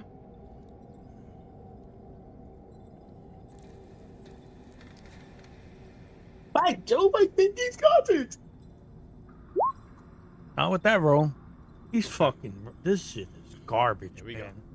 Now, you don't notice any shadows flickering, anything that you described as movement that would immediately tell you that something is moving in the rooms that you can see. Now remember, I did cast. I think it was called Chrono Awareness, where like it just. It gives you the bonus Just, for the initiative. Yes, yeah, that's all. All right. Like it keeps me. So I'm walking towards them. Mm-hmm. What's the duration of the chrono awareness? Probably It just says enabler. Okay. So So he didn't see the 10-foot tall woman with the hat on, no. smiling. Oh with a my toothy lord, you grin. talking about? It's. I know From exactly what Resident game Evil? you're talking about. Yeah. Didn't play it, but the Yeah. game is nice. Yeah. Graphics is hot. Okay. So Rico takes a half step back, but Krieger's moving towards the book. So much Now that so I'm closer, he can I- he essentially blocks the light that's emanating from you and casts a long shadow. And Like, is it a magic made shadow? I just said Magically made basic? it's a long shadow. Now, Okay, go ahead. Don't get Magically stupid. made basic. magically made basic. The shadow itself, it's not magic, but it's moving, it's flickering.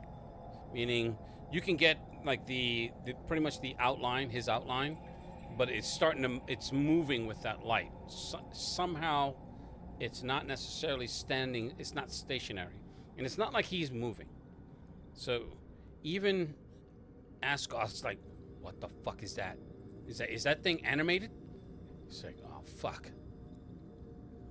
Oh, I know what What? it is. So he's like, Mhm.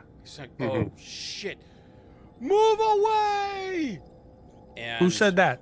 Asgoth. Because in that second, because you failed that second roll for perception, something does come out of the shadow. It it doesn't it takes the form of like a roiling creature. It has a head. You can see it.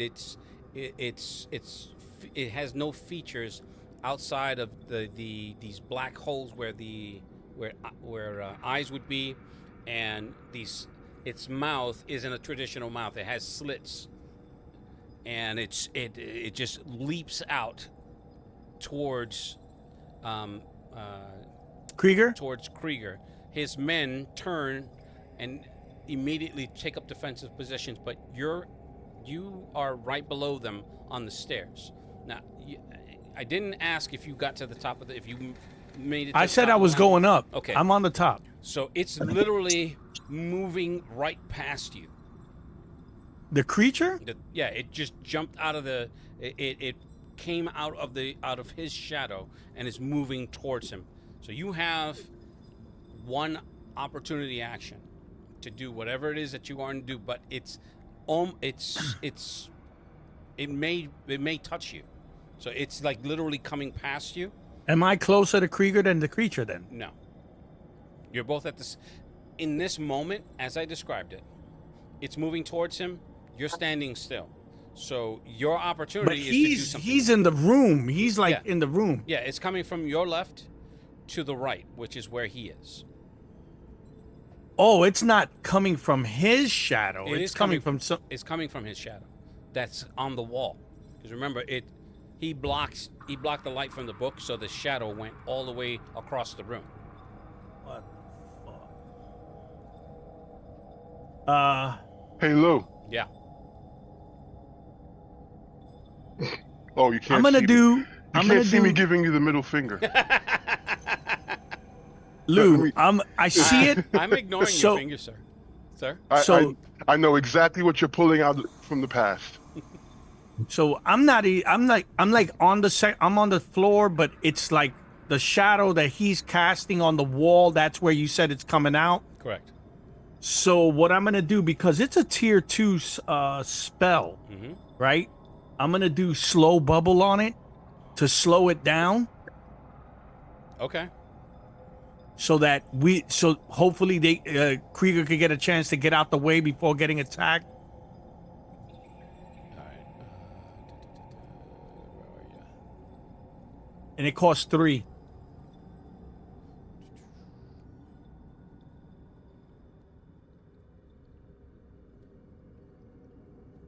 Is it on this character sheet or in roll 20? Roll 20. All right. 1 second, please.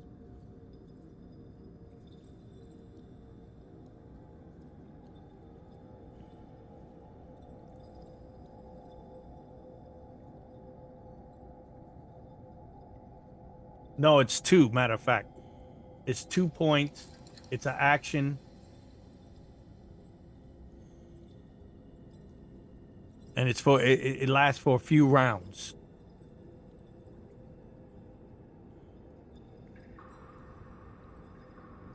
All right. So you're going to need to make a strike roll. So that would be as an intellect stat.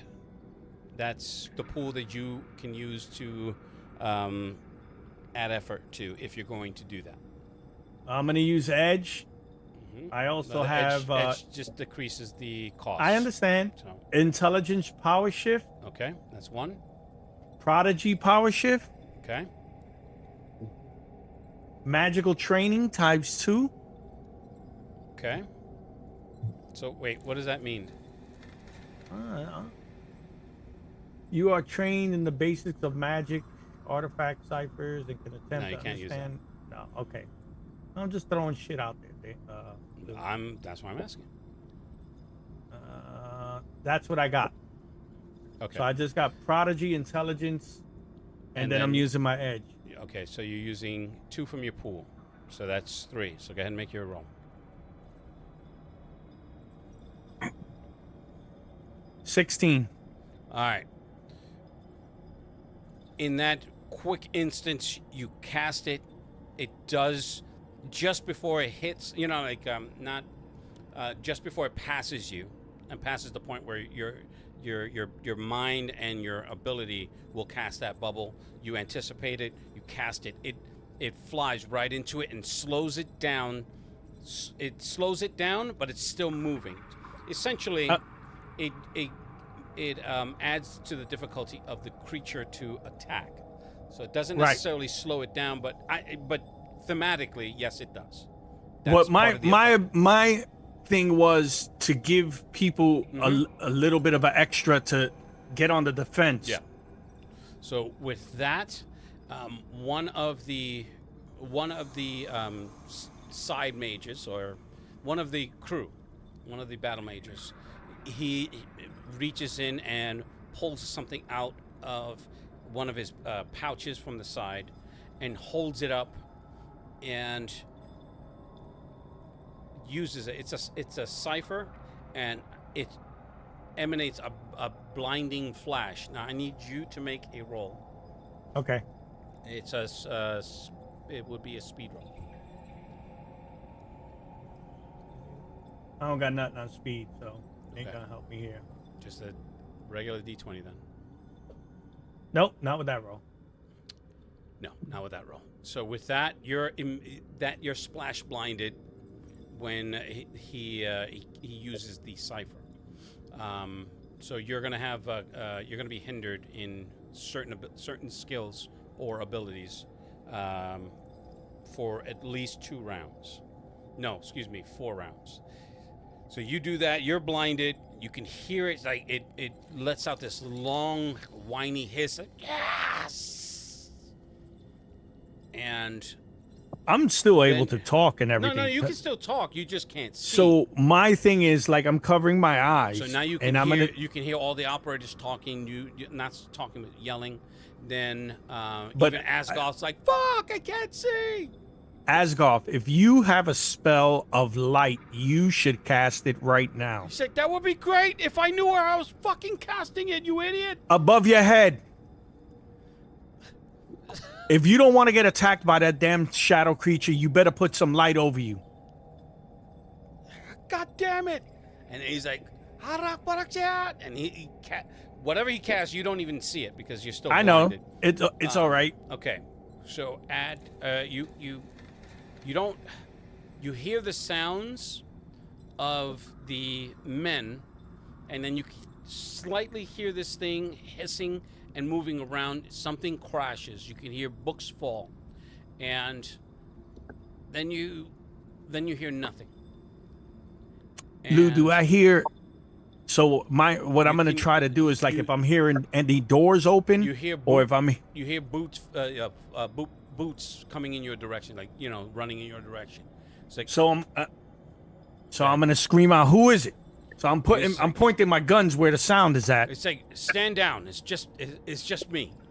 It's not. I don't know which one is that. Who's that? Right, let's just call him Gus. One of the guys. Like, he's like, okay. It's me.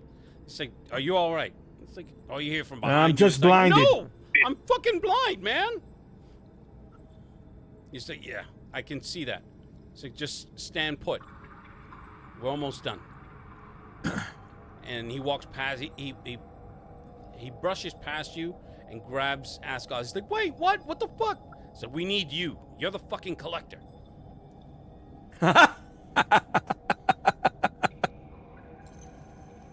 Asgoth, don't put your hands on it. You better have something to put it in a pocket. I don't want to touch it. I don't want to touch it. You're not fucking touching it. Shut up. So Lou, after maybe about a minute, your vision is coming back. It's splotchy. Right. And that weight you felt is starting to be relieved. It's not so pressure. The pressure is not really there as much. And then you can hear chanting.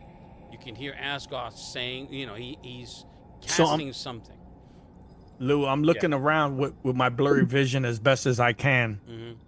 To like looking the same thing under the doors, looking down the staircase, looking at the ceiling. Now that I know it came out of a shadow of or something like that, I'm looking all around to see if I see any movement in the shadows. Okay. Perception roll or no. And the reason I say no is because you're just, as you're looking around, you look down the stairs, you don't see anything, and then you look up. The ceiling is sort of, it's a dome ceiling, but not a high dome ceiling, and Right. there is a hole in the center for like a skylight, and the skylight is open, and to your right you catch it as it's moving towards the center again. It's moving. Is it the? It's moving towards. It's moving down the wall and it's coming up behind Rico. It is the. It is your. It is Kev. It's the metamorphosized Kevin. Rico, behind you! I'm gonna scream it out. Okay, we're gonna roll initiative to determine whether or not you get that. That's not gonna be your action, but it's gonna be in the order that you roll it. Okay. If it wins, it doesn't matter if you scream. He's gonna get attacked. Come on, baby. Come on. I have an 11. It's a speed check. 20. Whoa! All right. So. And I have a major effect, I guess, with it. No, it's initiative. There's no major effect with initiative. It's a 20. Fuck So- that. I got a major effect. Anyway, so you scream out. He turns, and brings his weapon to bear. As he's yelling, he has his one hand out, and you can see he's trying to cast something, but the speed of this thing is deceptively Look, the white. fast. My baby. Okay. Nah, that's not my cat. My cat's the other one.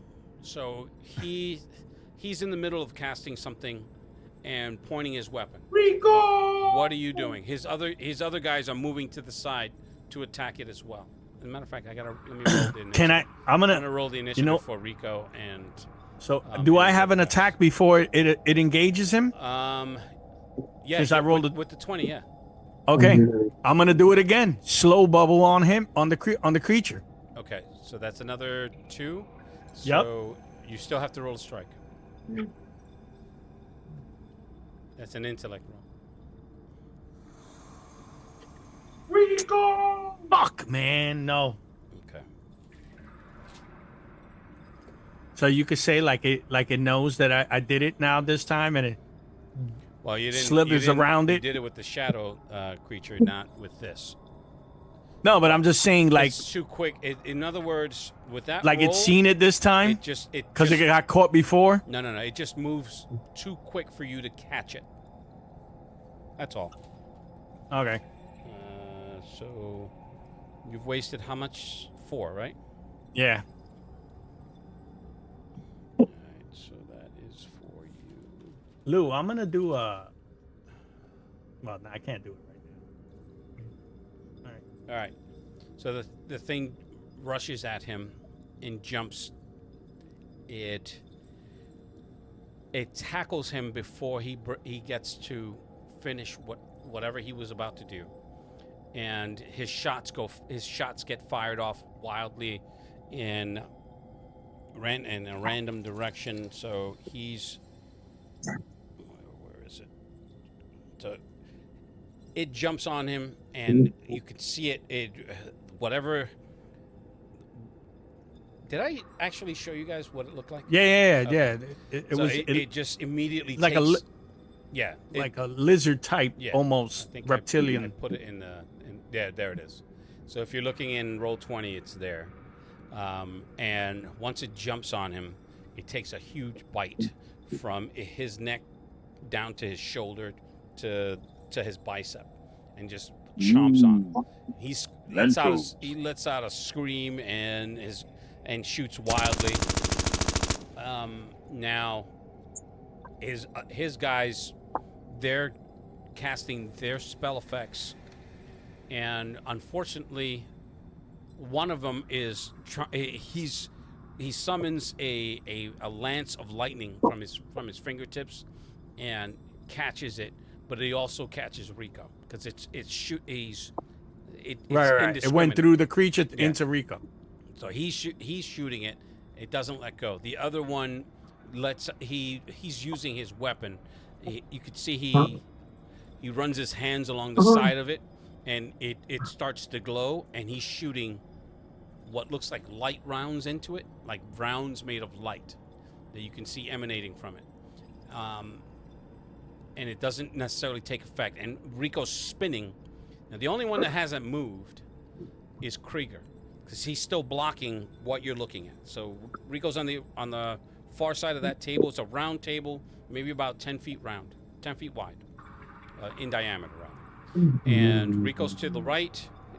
Where's Asgoth? Asgoth's behind you. No, they snatched him up. Oh, that's right. Remember they I took forgot. him to... I'm sorry.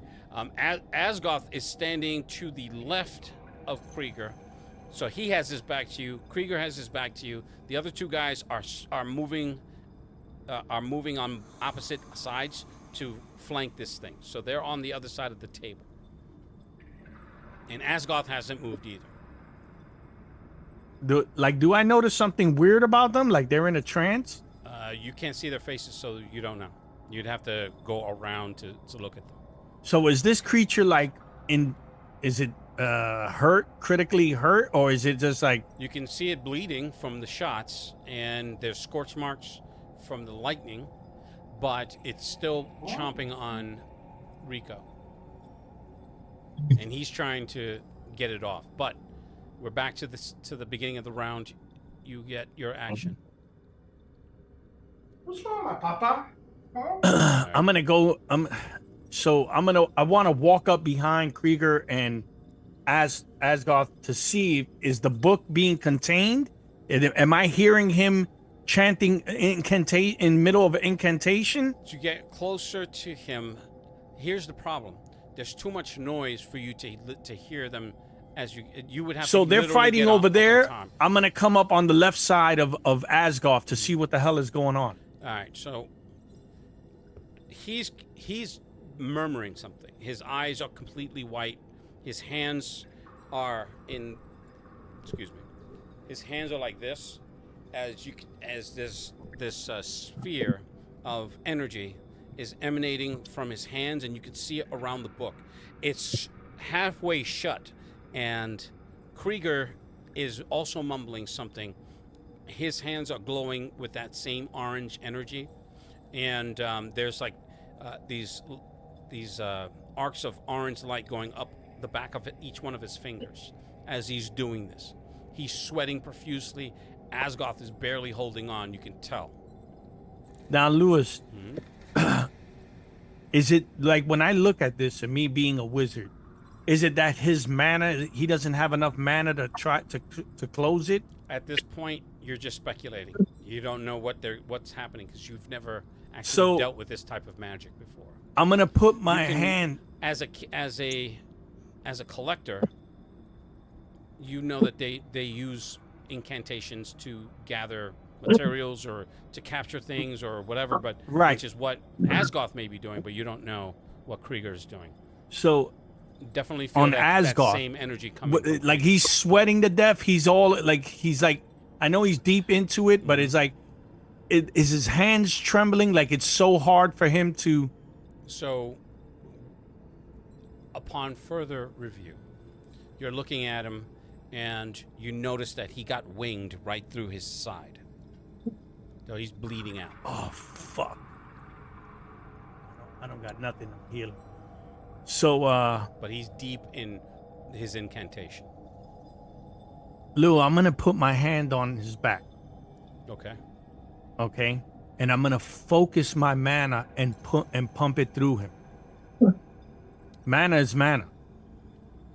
It's only the way how you use it is what makes it different. And I'm a human just like he is. Okay. So the best that you can do is your effort level, and using from your intellect pool. So you can put 3 points. It'll only cost you 2.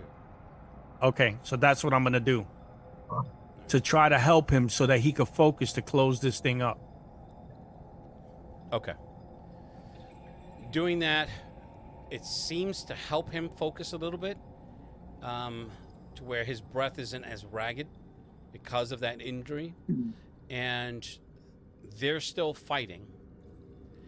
The creature jumps off of Rico as the other two are shooting and trying to hit it with lightning. He falls to the ground with the third lightning strike from one of the operators, and it doesn't roil around like in pain, but you can see it's heavily damaged. There's bullet wounds coming from it, and it jumps on one of the other operators, the one that's using the lightning. For that one, it's the speed of this thing is able to dodge. Hold on, let me finish. Is able to dodge one of the attacks to the point where it then jumps on him. This time, it does one of those Lufez presses and just slams him to the ground, and then reaches back to bite him. I will give you your next action. What are you doing? Slow bubble on it. Now it's just still. It ain't moving. Okay. It's like ready to bite. So 2 more. I know I'm almost there. Where you still need to make an attack roll. Come on.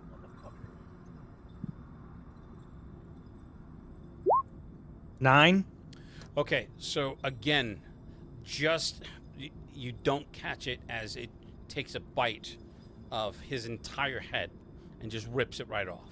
But let me ask you a question, Lewis. It's literally sitting on the guy before biting, so it's not moving anywhere, and it's a bubble. It's still an attack roll. So basically, it took me too long to fucking do it, and he bit the guy. If you're looking, is it still caught in it? If you're thinking about it thematically, it reaches up, it rears its head to bite him as he's screaming to get it off. You then cast your spell. You don't catch it in time. It's not that it doesn't hit him. It's just I'm trying to establish time. No, I'm just saying, like, it bit the guy, but after biting the guy, is he caught into the slow bubble, or the slow bubble just didn't even... Yeah, he's caught into the slow bubble, yeah, for sure. Okay. So, so then it just like...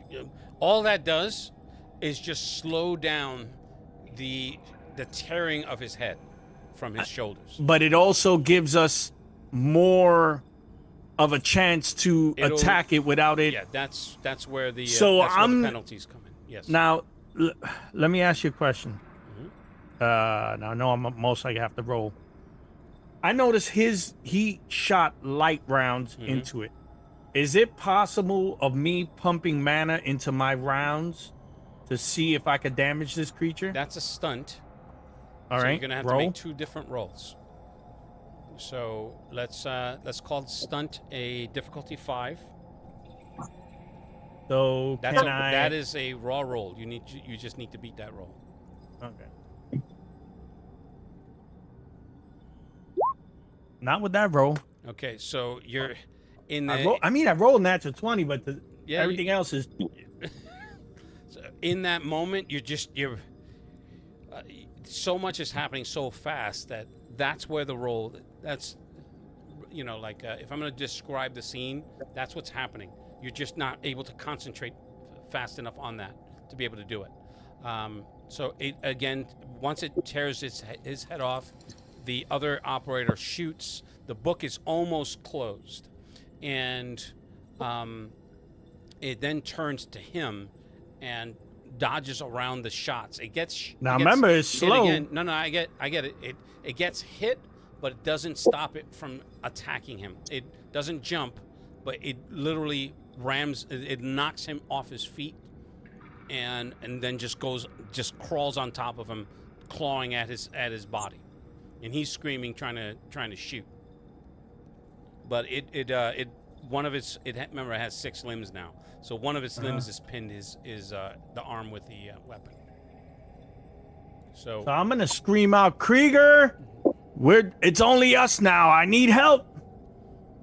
So he doesn't say, he's not saying anything. He's just trying. You can see he's focusing, and his eyes again. They're both of their eyes are completely white, as they're working on this thing. Now, you have your next action. After you calling out to Krieger does not cost you anything, but what are you doing? because now it's. Is there it's any essentially weapons?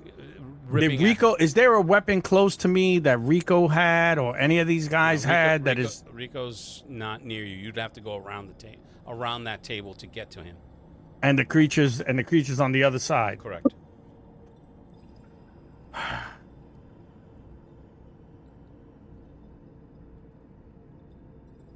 Lou, my pocket dimensions is an automatic. Is just like opens up a pocket.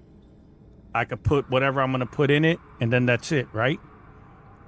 This is a small extra-dimensional pocket, just big enough for a few items.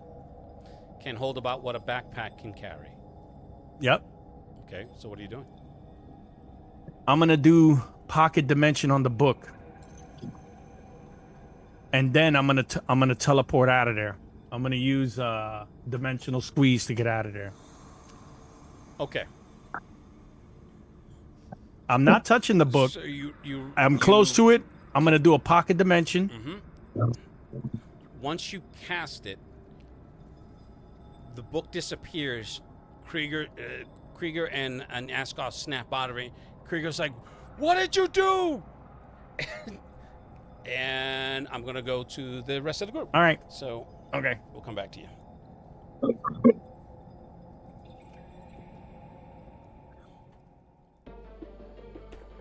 All right. We are now with Toreador, and I'm gonna ping pong between Toreador, Ethera, and Audible. So the surgery is still ongoing. Toreador is outside pacing. Ethera was on the phone with what do you call it?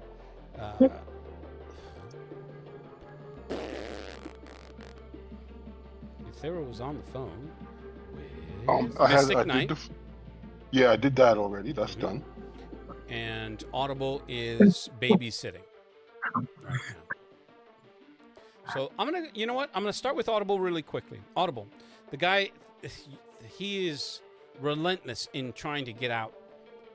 Remember I put him Oh, to that's sleep. right. You put him to sleep. I used a new power stunt. Yes. I put him to sleep.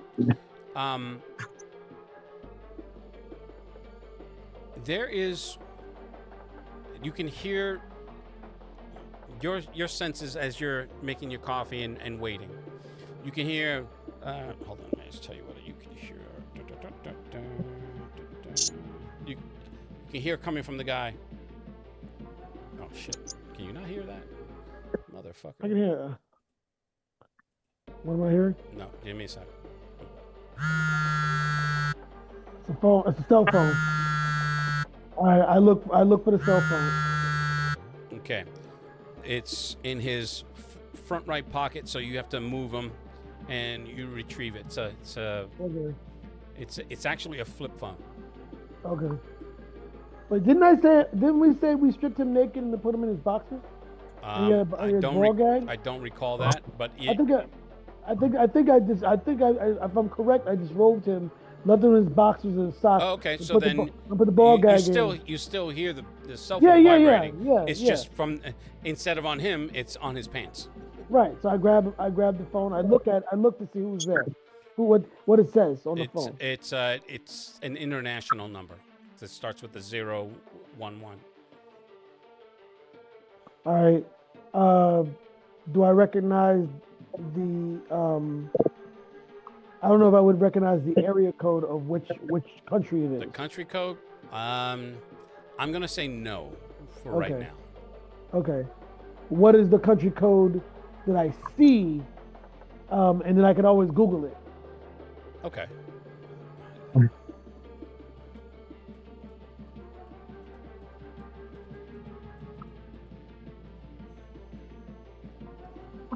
second. It's been a minute since I've had to use a real country code from when I used to have to do that for a living. Fuck. Mm-hmm. Damn, 30 years goes by fast.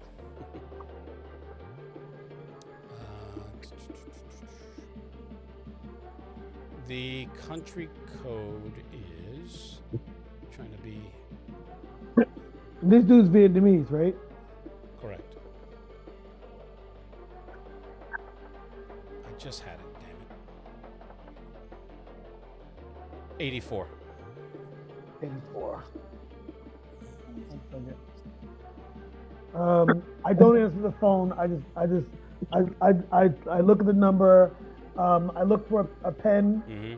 right? And I write down the number that I see on the phone. Okay.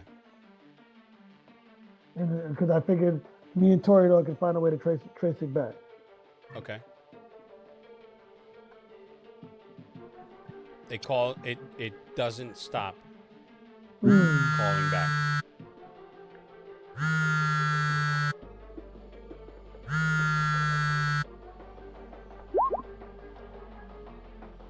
Oh. Quiz knows. I'm like, shit. I answer it. Okay, so the voice from the other side is like, "Qua thầu hậu, qua cân nặc, cam nặc cân nặc bạc cân." All right. Chỉ vào mặt này, anh nào bán nhỏ trả anh. Hả? Quay. I don't know any Vietnamese. I don't know. Cái I don't mà know khá either. Oh, wait.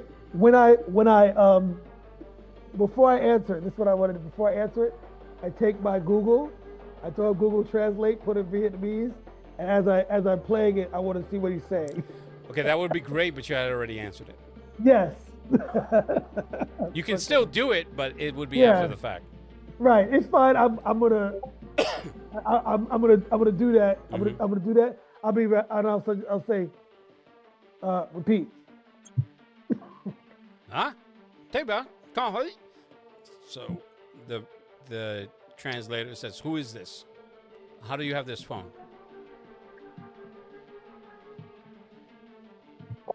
English? Question mark. Who are you? Where this? Say, where my guy? You stole phone. He lost it. I don't know who it belongs to. So he says something that that the translator says, "Boss, we have a problem." So, it says Yang Long lost. He's like, Yang Long's phone was stolen. No. And then Not you stolen, hear, lost. then you hear in the back, you can hear a voice, but the translator doesn't pick it up. Okay. And, I hang up the phone. Okay. How long was I on the phone for?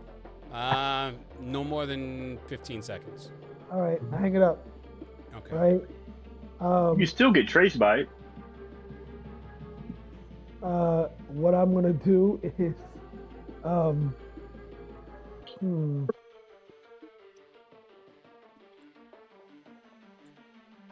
I hold on to the phone temporarily. Mm-hmm.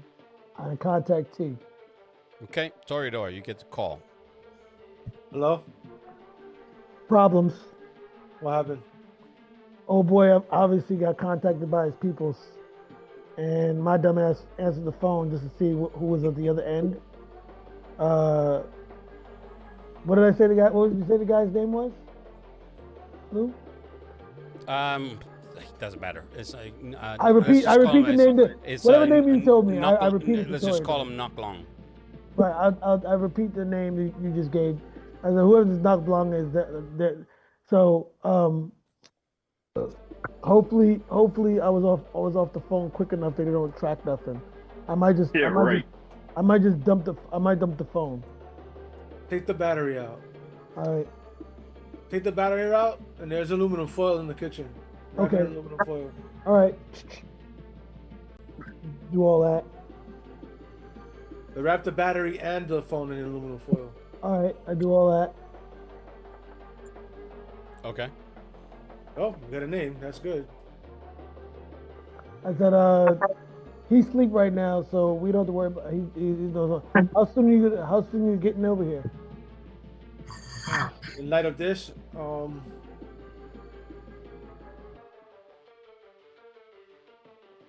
let me go find out a couple of things real quick, and I'll start heading over there now. Question: there's a TV in this apartment, right? Corridor. Yeah, there's a TV there. What's the Netflix password? I give you the password. You gotta do something.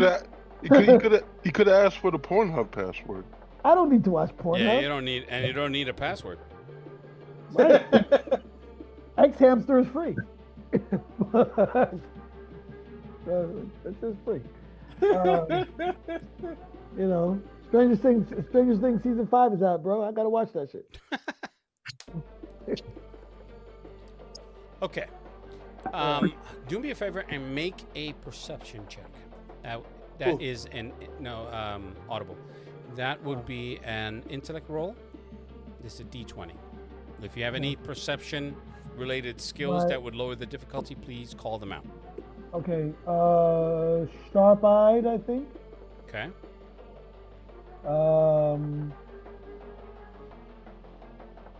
Danger sense.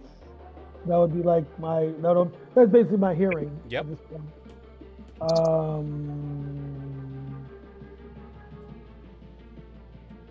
think that's everything. Sharp-eyed, and sharp-eyed and danger sense. And then my intellect is an 8. I have a 1 edge, and it's a pool of 8. Okay, so sharp-eyed and the danger sense is going to lower the difficulty by 2. You can add effort if you choose, but that's up to you. Sure. Okay. Anything to give myself an edge, bro. Okay, so that would lower by 3. So go ahead and make your roll. All right. In fact, never mind. Don't roll. You got it. So, it was the difficulty was a 3, so that make it an automatic success.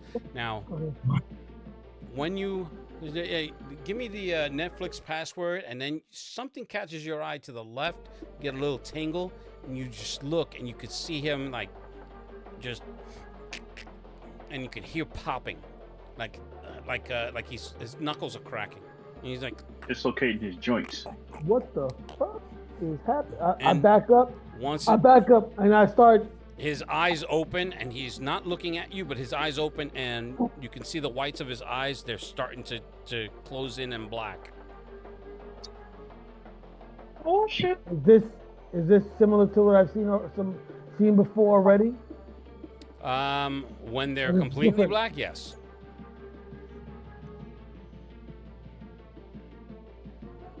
So the question you're trying to ask the DM is, does she look like your old friend? Yes, that's basically what it is. Right. Oh my god. This is this particular iteration of it is not as it's terrifying in that what's happening. You're just like you're associating that memory, except his eyes aren't completely black. He's just like you can see this going out his mouth. This shit's not black, but just it's almost as if he's choking on his own vomit because of the gag. He's like he's trying to force something out of his throat. But he's stretching against the binding in the chair, and you can hear the wood cracking. T. Yeah. Actually, you got video on this phone? I'm gonna throw a video up. Okay. And show them what I'm seeing. Yeah, you get a sight of that horror show. My dude, get the fuck out of there. All right, you want to compromise your spot? It's a wrap. You want me to burn the place down or something? This is your crib. I don't want to fuck shit up unless you tell me to. I mean, I can look. Okay, so I go. Okay, I open the window. Okay. Dip out. All right. So when you get to the window and you open it in the reflection, because it is still nighttime and there's light in the room. Right. You see him. It's not standing, but moving to where he's back in the seated position, and you open it. You're gonna fly out, I'm assuming. Yes. All right. Once you get out and that's why I opened the window. Yeah. Once you get out, no, because when you were talking, your mic cut out or something. Oh, sorry. So when you move away from the building and you're about to do what you're gonna do, you can see him sitting in the chair and he's just convulsing heavily, and just something happens. He's not in the chair. He's on a torture table. Yeah. Oh, that's right. He was on the rack. I'm sorry. He had pulled against the restraint. Thank you very much. He pulled against the restraint till one of his arms was out, and he's just reaching for his mouth and tearing at his face and his face and his jaw, to the point where he literally pulls his jaw off, convulses violently, and then falls to the side, and he stops moving. I'm not going back in there. Remember the Eddie Murphy joke? Remember the Eddie Murphy joke? Get out. Yep, yeah, he said, I'm black. I'm out. Too bad we can't stay. Yeah, right. Like, are you still burning the place? When he was showing to me, I'm saving that footage, and I walk right inside. I go right to Estera. To who? Ethera. Oh, okay. I'm sorry. Go ahead. I go straight to her. Okay, Ethera had just gotten off the phone, and you can see a agitated or an animated Toreador making a beeline towards you with phone in hand. And I ready myself for whatever shit that's coming this way. I need you to go to your friend with the blood samples, and I show him the footage. I show her the footage. Okay. I look at it, my eyes widen a little bit. Oh. Then I guess you'll be staying. Yes. I suggest that as soon as Bloodham is in better shape, you try to get her out of here as soon as possible, because I haven't told Crosshair the details yet. And she's going to show up quite pissed, and I don't know what state she's in beyond that. All right.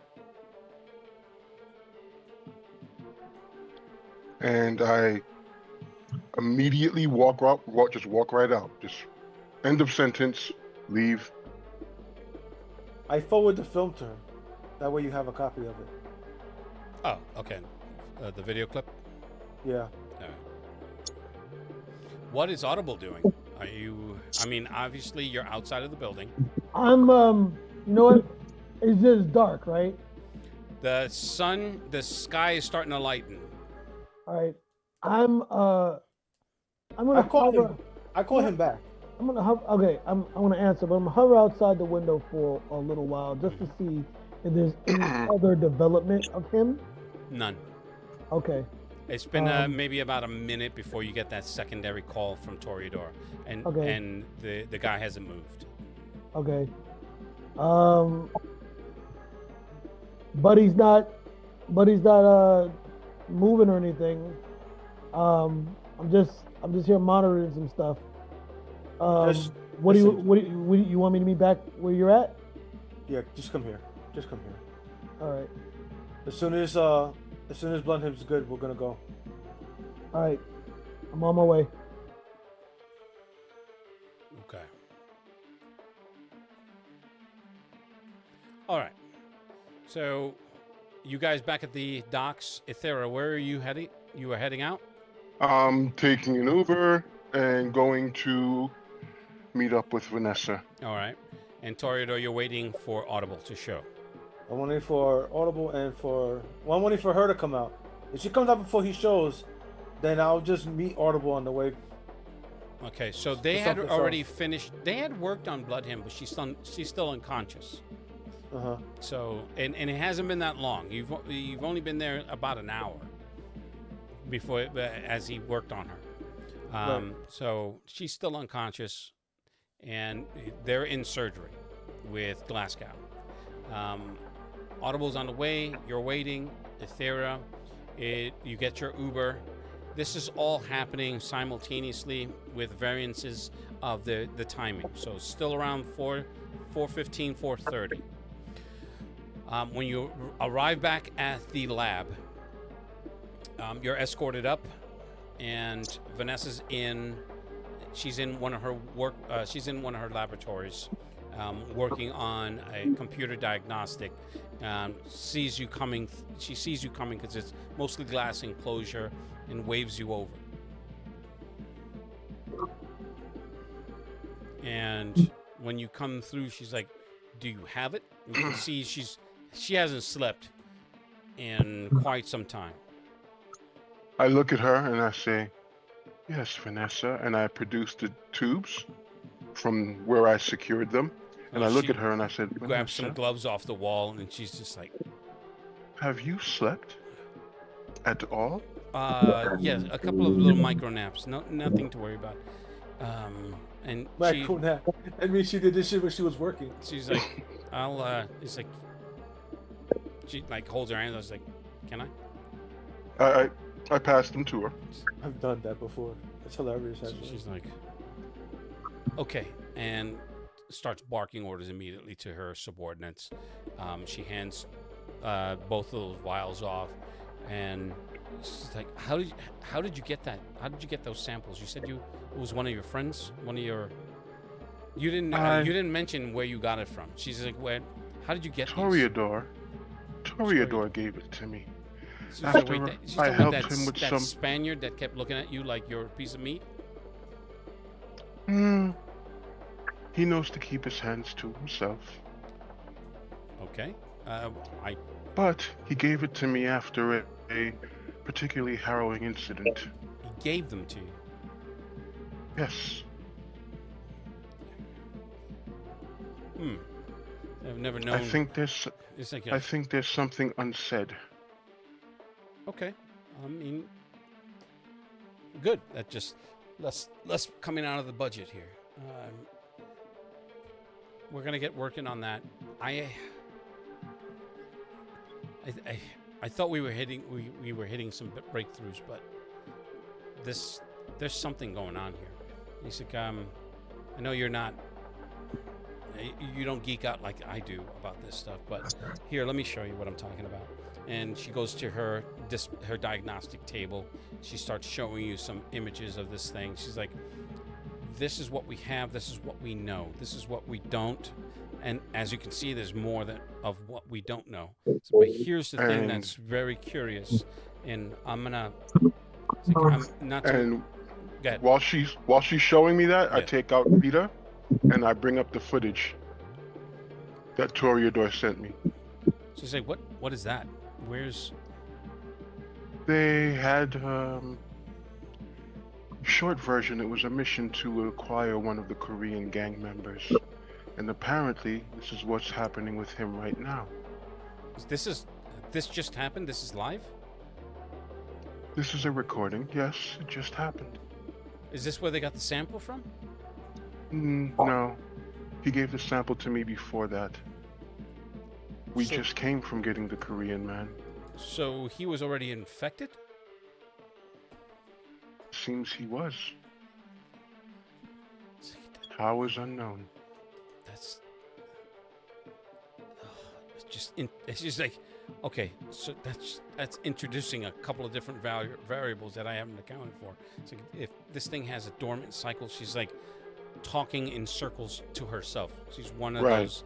She's there's a specific type of learner that speaks it out loud as they're working through a problem, and she's like, "Well, okay, so I'm gonna try to factor that in here. That's a different variable that I understand." She's like, "This thing, it's like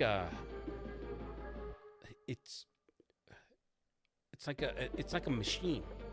It has all the telltale signs of a nanite, a nanobot.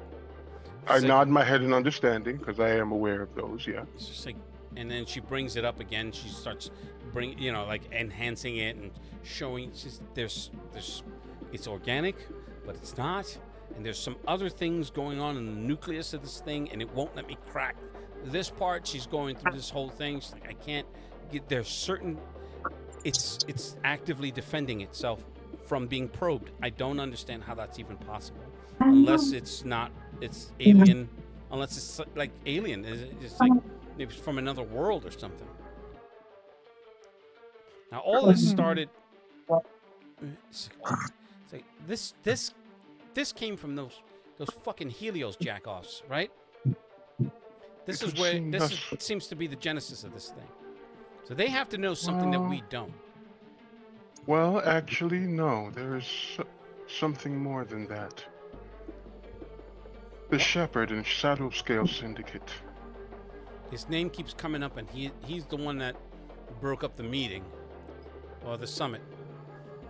So how could even a drug? He's just a drug peddler. As far as anyone can tell, they just deal with drugs.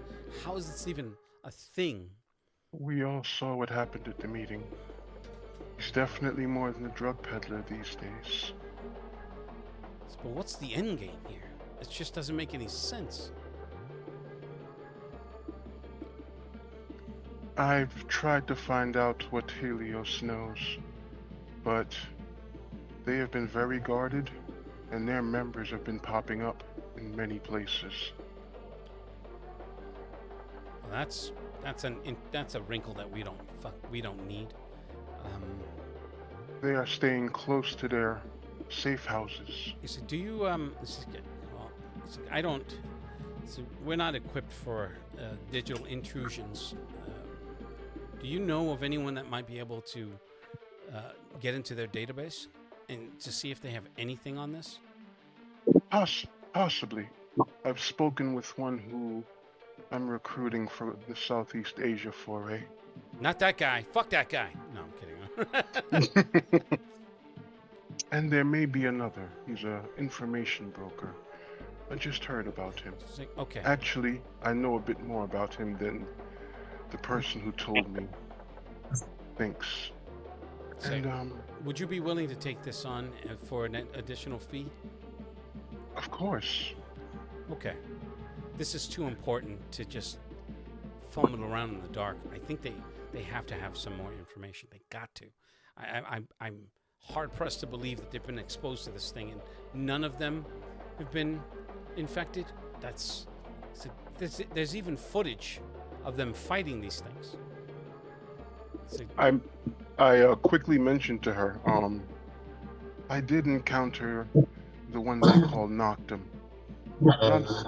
Not up close, but enough. Oh. So you did he see you? Did he know you were there? No, he did not. I don't think so. Okay. I almost had to change my underwear. She's like that guy. That guy's scary. I've seen him on the news. So just be careful. He is problematic. In fact, they all seem problematic. Okay. So I begin to wonder what secrets they're hiding. But I will get in contact with those two that I mentioned, and also I'll see if Rita can get you the metadata for this video, in case you're interested in the site. Good. Yeah. He's like, and be careful with Rita. She's one of a kind. We haven't been able to replicate her yet. I've been very careful with her. She is an invaluable resource. I thank you so much. I knew she would be. And you've proven that you're just as invaluable a resource. So I need you to be careful. Something big is happening. And I think we're just scratching the surface. I'm going to keep working, and we're going to try to use that purer sample. If they're saying if the sample is as pure as they claimed, then that might be what we need to get us over the edge of wherever this information lag is. I'll try to find out where he got it from, and I'll let you know. Good. All right, let's. And I'll request from Rita to transfer the video to the, I guess, this data table, and any metadata she can find. Okay. That's easily accomplished by Rita. All right. And after that, are any of the assistants around? Oh yeah, there's plenty. There's a couple of texts that are still working. All right. I look over at one of them and I say, "Please, I need a place to rest. It's been a long night." So looks from you to her, and she's,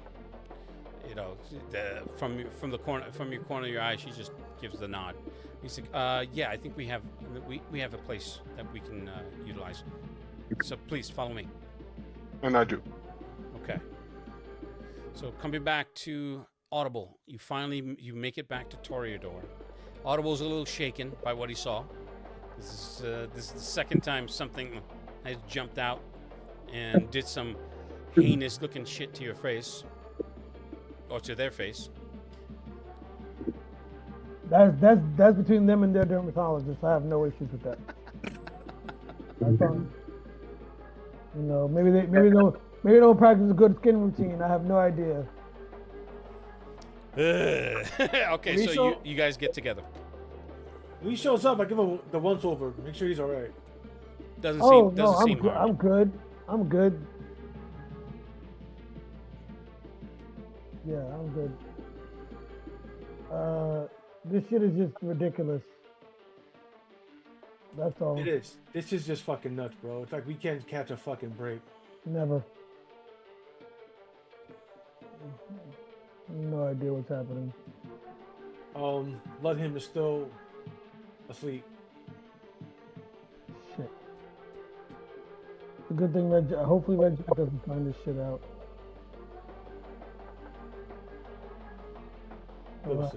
Is the music too loud? I just want to make sure that we're good. No, you're good. Okay. That's good. It keeps fading in and out, but it's okay. As long as it comes out okay on the video, that's all that matters. Right. All right. So what? So what? This guy just changed just like that, bro. What the fuck, man? Not right away. He was having a conniption fit just like before. Like all these motherfuckers do. I had to get out of there because after what the shit I saw with Magali, man, nah, I'm not trying to play around with that. And after that, he just dormant. He just didn't move anymore. Nothing else. He tried to break out of whatever. He broke out of the restraints, and he just kind of like collapsed to the floor. I didn't see anything after that. I hovered outside the window for a second, and he looked like he was moving, but I'm not these white folks out here. I don't go check on shit. I'm out. Nah, I get you.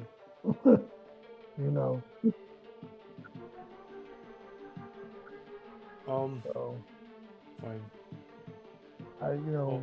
We gotta find out what the cause of this shit is, and then his people's called, but I don't speak that chink shit, so I don't know what the fuck they said. Yeah, I don't either. So, all I know is this shit is just frustrating and annoying, and we got to figure out what to do because this is affecting everybody. Yeah, dude, but at least we can take one good thing out of this whole thing. What's that? We was right. I mean, that works if somebody believes you. I mean, we can be comfortable with the fact that we're right, but like, that doesn't give me a plane ticket to like DR where I could be fucking mad DR bitches right now. Like nobody. We're not gonna get a pat on the back or extra money or somebody saying, "Hey, good job." They don't give a shit. Well, what we need to do is figure out a way to prove it to some people, so they can do something about it. I'm just a soldier, bro. We're gonna listen. As soon as she wakes up, you take her back to your peeps because they want me. They don't need you. Your people protect you. So I don't know. At this point, they might not, but we'll see. We'll see. When she gets up, you'll take her back with you. I'll go back to the crib and see if I can figure anything out with the remains. What that dude. There's gotta be an answer there somewhere. Right. I'm gonna need some equipment. I'm gonna call my boy. See if I can get some medical supplies and stuff. All right. Well, until then, I guess we're just kicking it. What's going on with Athera? I gave her the samples. She said she knew someone that can research them and find out about it. Okay. After you showed me what happened, I showed her what you showed me, and then I gave her the blood samples and said to go find out what she can find out with the blood. What was her response? Like, what was her reaction? She took off faster than you could get here. Oh, so the shorty ain't here. No, she's not here. All right. Well, look, what's Bloodhound's real name again? Damn, it just had. It is. That's the GM. Annalise. Annalise, look, I just want to make sure Annalise is good. You know, once she's good, we can move forward. I agree. All right, it's touching 5 a.m. and Victor finally comes out. He's just like, okay, so he's like, your comrade will be okay. He lost lot of blood, but he should pull through. And he walks out of the room. He's like taking off the bloody gloves, and he has blood on his gown, and he's just I go check on girl. Please, thank you. I call access. Okay, access. You received the call. You're muted.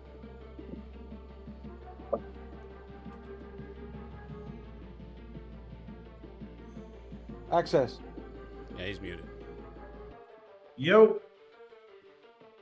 Hey, your boy is stable. Okay, it's good. What's the bill?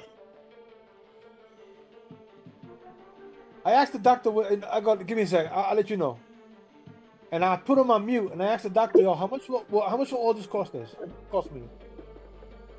He's like, together, or he's like, for her. He's like, let's say 15K. For him, together. It's like for him, 50. So it's like 50, 65, 70. Access. Yo, he's cheaper than the fucking United States healthcare system, man. That's a fact. All right, he takes cash. all right, I'm that's the listening. thing. Shit. Access. It's gonna be 70. Okay, so I may need to amend that. Okay, But go so ahead. I'm gonna tell him to do you have some more records in the money? Yeah. Yeah, I get the information from the and doctor. I'm gonna tell him I'm gonna need to get some supplies for you. Oh yeah, what you need? I need something where I can knock somebody out and they won't remember. Basically, the event that happened before I knocked them out. That's not a problem. Okay, I'm gonna tell him I'm waiting for my security to come in. Once my security come in, I'm gonna meet up with Mystic Knight, and then I guess I could meet up with you to pick the stuff up. If it's possible. Yeah, I'll meet up with you. But I'm just letting you know, I'm highly radiated. So I think I think I'll be all right. Okay. So I said, so let me meet up. Let me get my security. Let me meet up with Mystic Knight, and then we'll come and head towards your way. All right. So Lou, I send the money in, and then I'm waiting. I'm still waiting for the security to come in, and I'm gonna go meet up with Mystic. Okay. Yeah, I hang up with him after that. I go order the drugs. Lou, and I send them an extra 10 grand, you know, just for doing me the favor.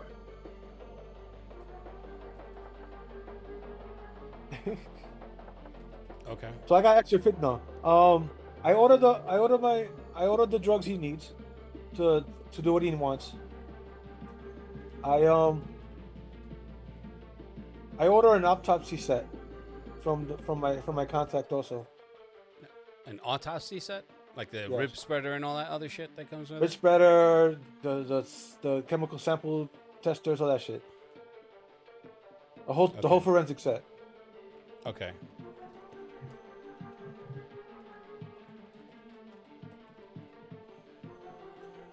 All right. Okay. Hey Lou, real quick. Yeah.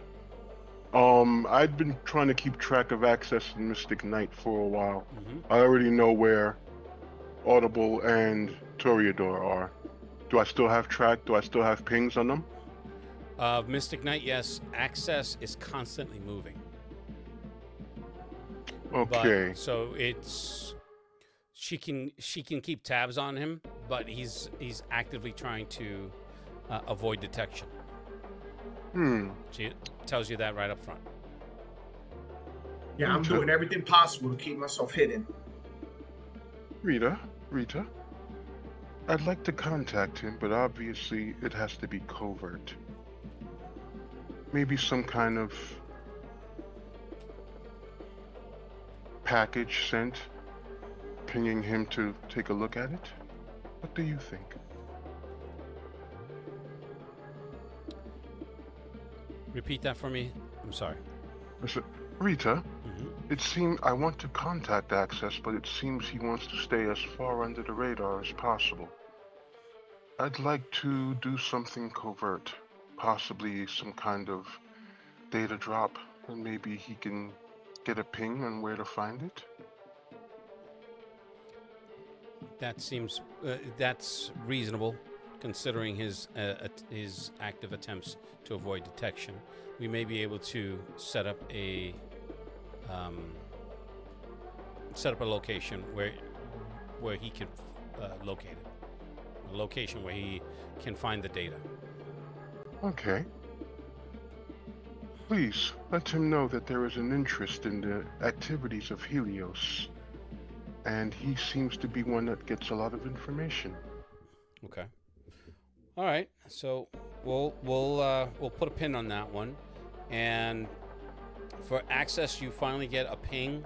You get a pin for your operators that they're gonna come in, and they need to get. Well, they don't get a pin. You get a ping from your contact that the team is standing by. You just need to give them a location of where to meet you. So I'm gonna ping them where I'm at. Mm-hmm. So what I'm gonna do is I'm gonna move one more time. Once I move one more time, and then I ping to that location. Okay, so you also get a pin from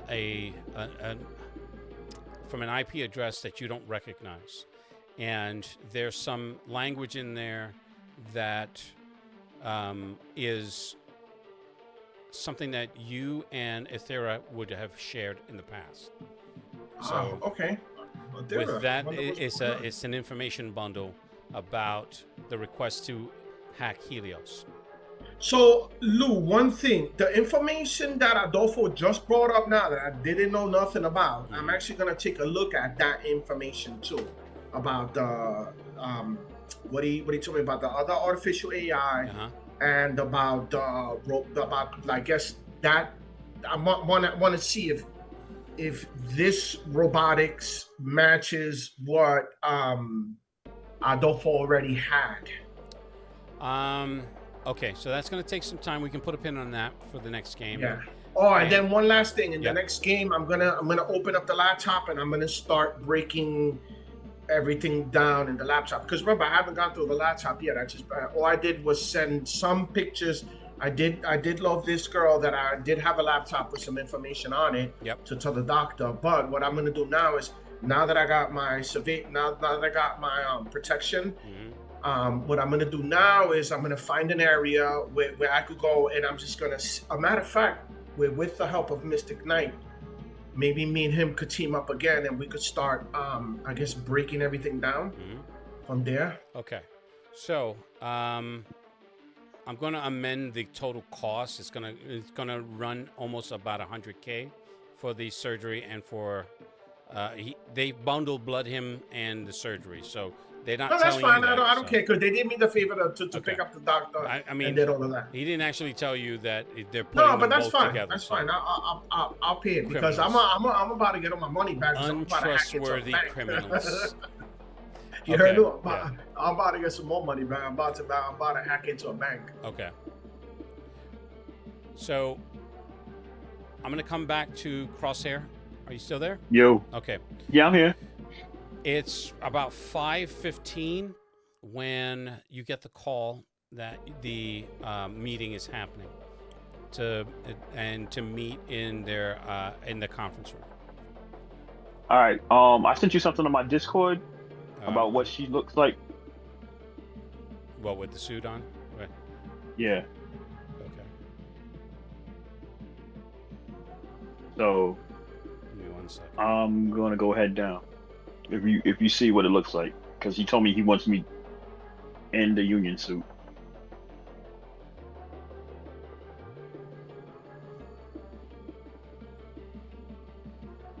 Oh, all right, so I got you. That's actually kind of dope. Yeah, Chat GPT. Okay, I'm gonna copy. I think I can put it in the Roll20, so I'm gonna try to do that now. While I'm doing that, you get the call, and go to the room. Oh, there it is. There is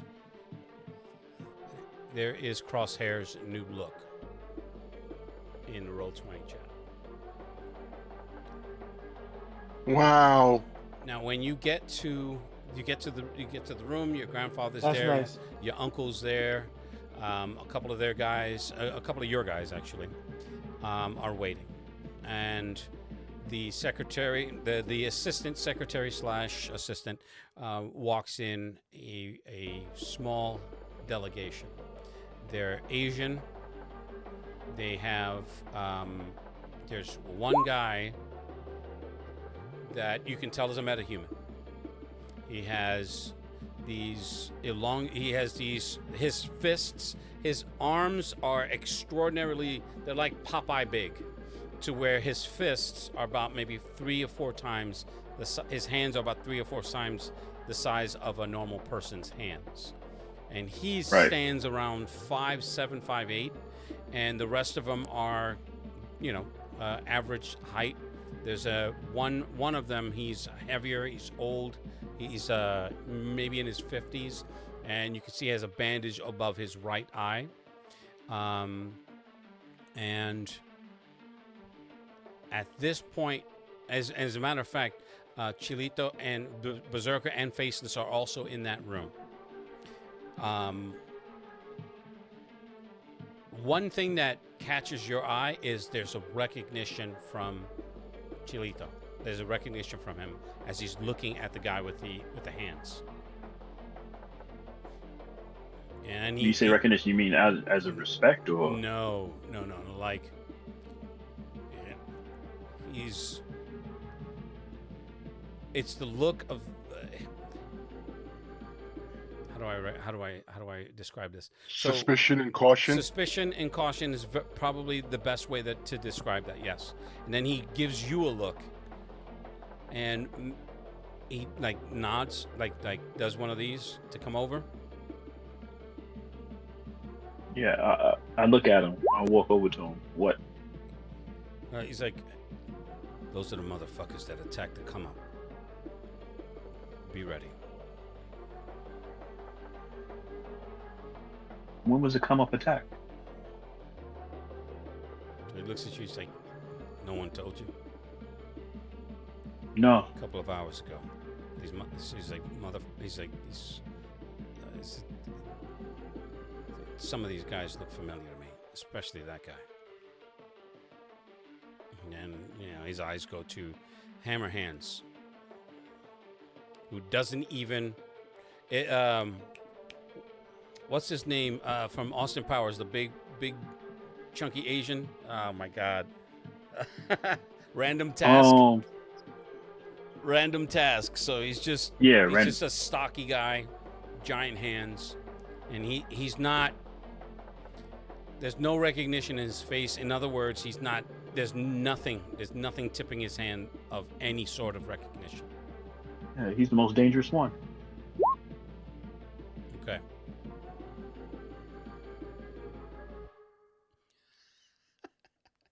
Nice.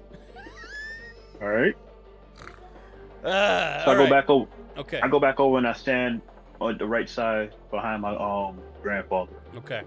So the meeting is about to begin, and we'll put a pin in that for the next game as well. Mystic Knight. You had gotten that call. You spoke with Access. Agreed to sharing information. What else were you doing? What I wrote. Oh, I'm sorry. Let me go back to it.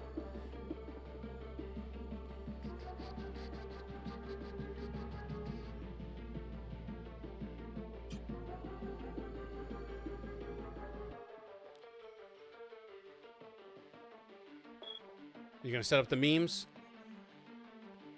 No, I'm sending them out. And I'm sending them out on purpose so that way, hopefully, I can sniff out that. But more importantly, I can piss him off even more. Okay.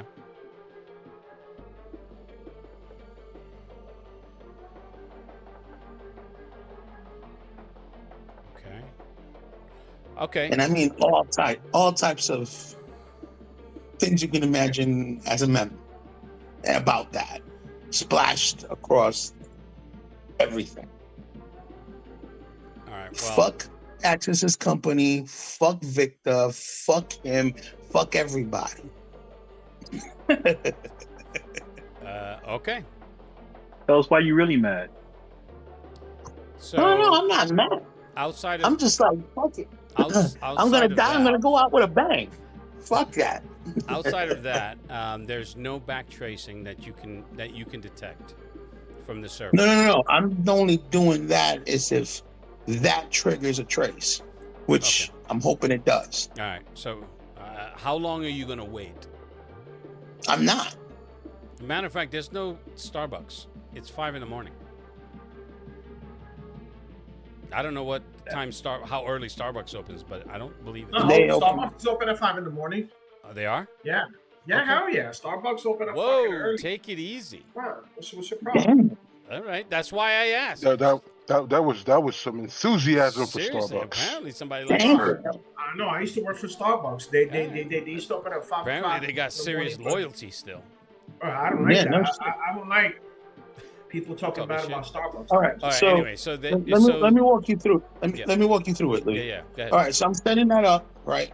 I'm setting it up so that way I'm purposely tracking anybody tracking that, but I'm staying it so it's not going to be an instant thing for them to find.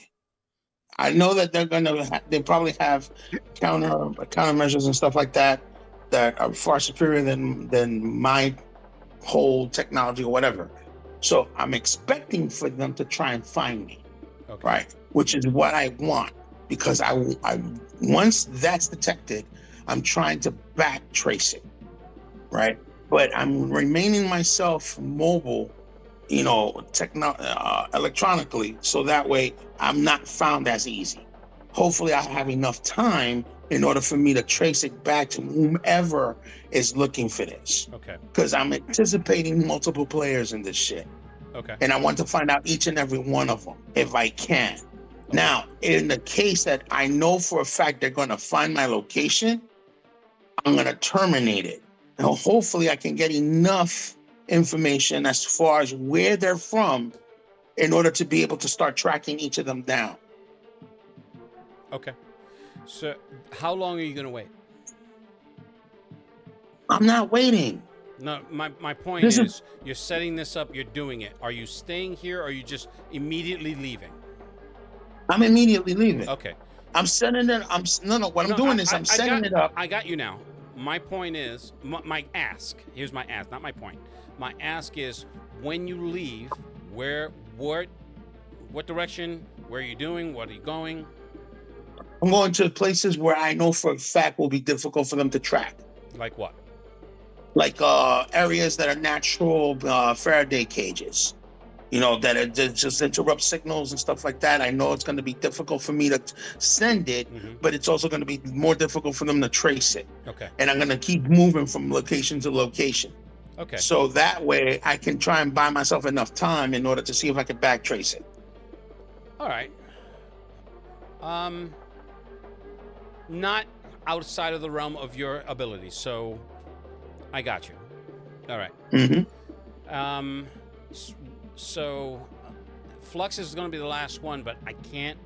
It'll be a larger scene, given what you just did. So that's going to have to wait for the next game. I don't know if we're playing next week. I don't know if anyone else is running, but if we are here for next Sunday, then that's what we'll pick up. We'll pick up with Flux, Okey-doke. and then we will take it. We'll do the round robin like we always do. So, 4, Audible, Flux, Axis, Mystic Knight, Toreador, Ethera, and Crosshair 2.0. I am DM Discretion. Thank you so much for joining us. We'll see you in the next game. Bye. All right. What's our XP?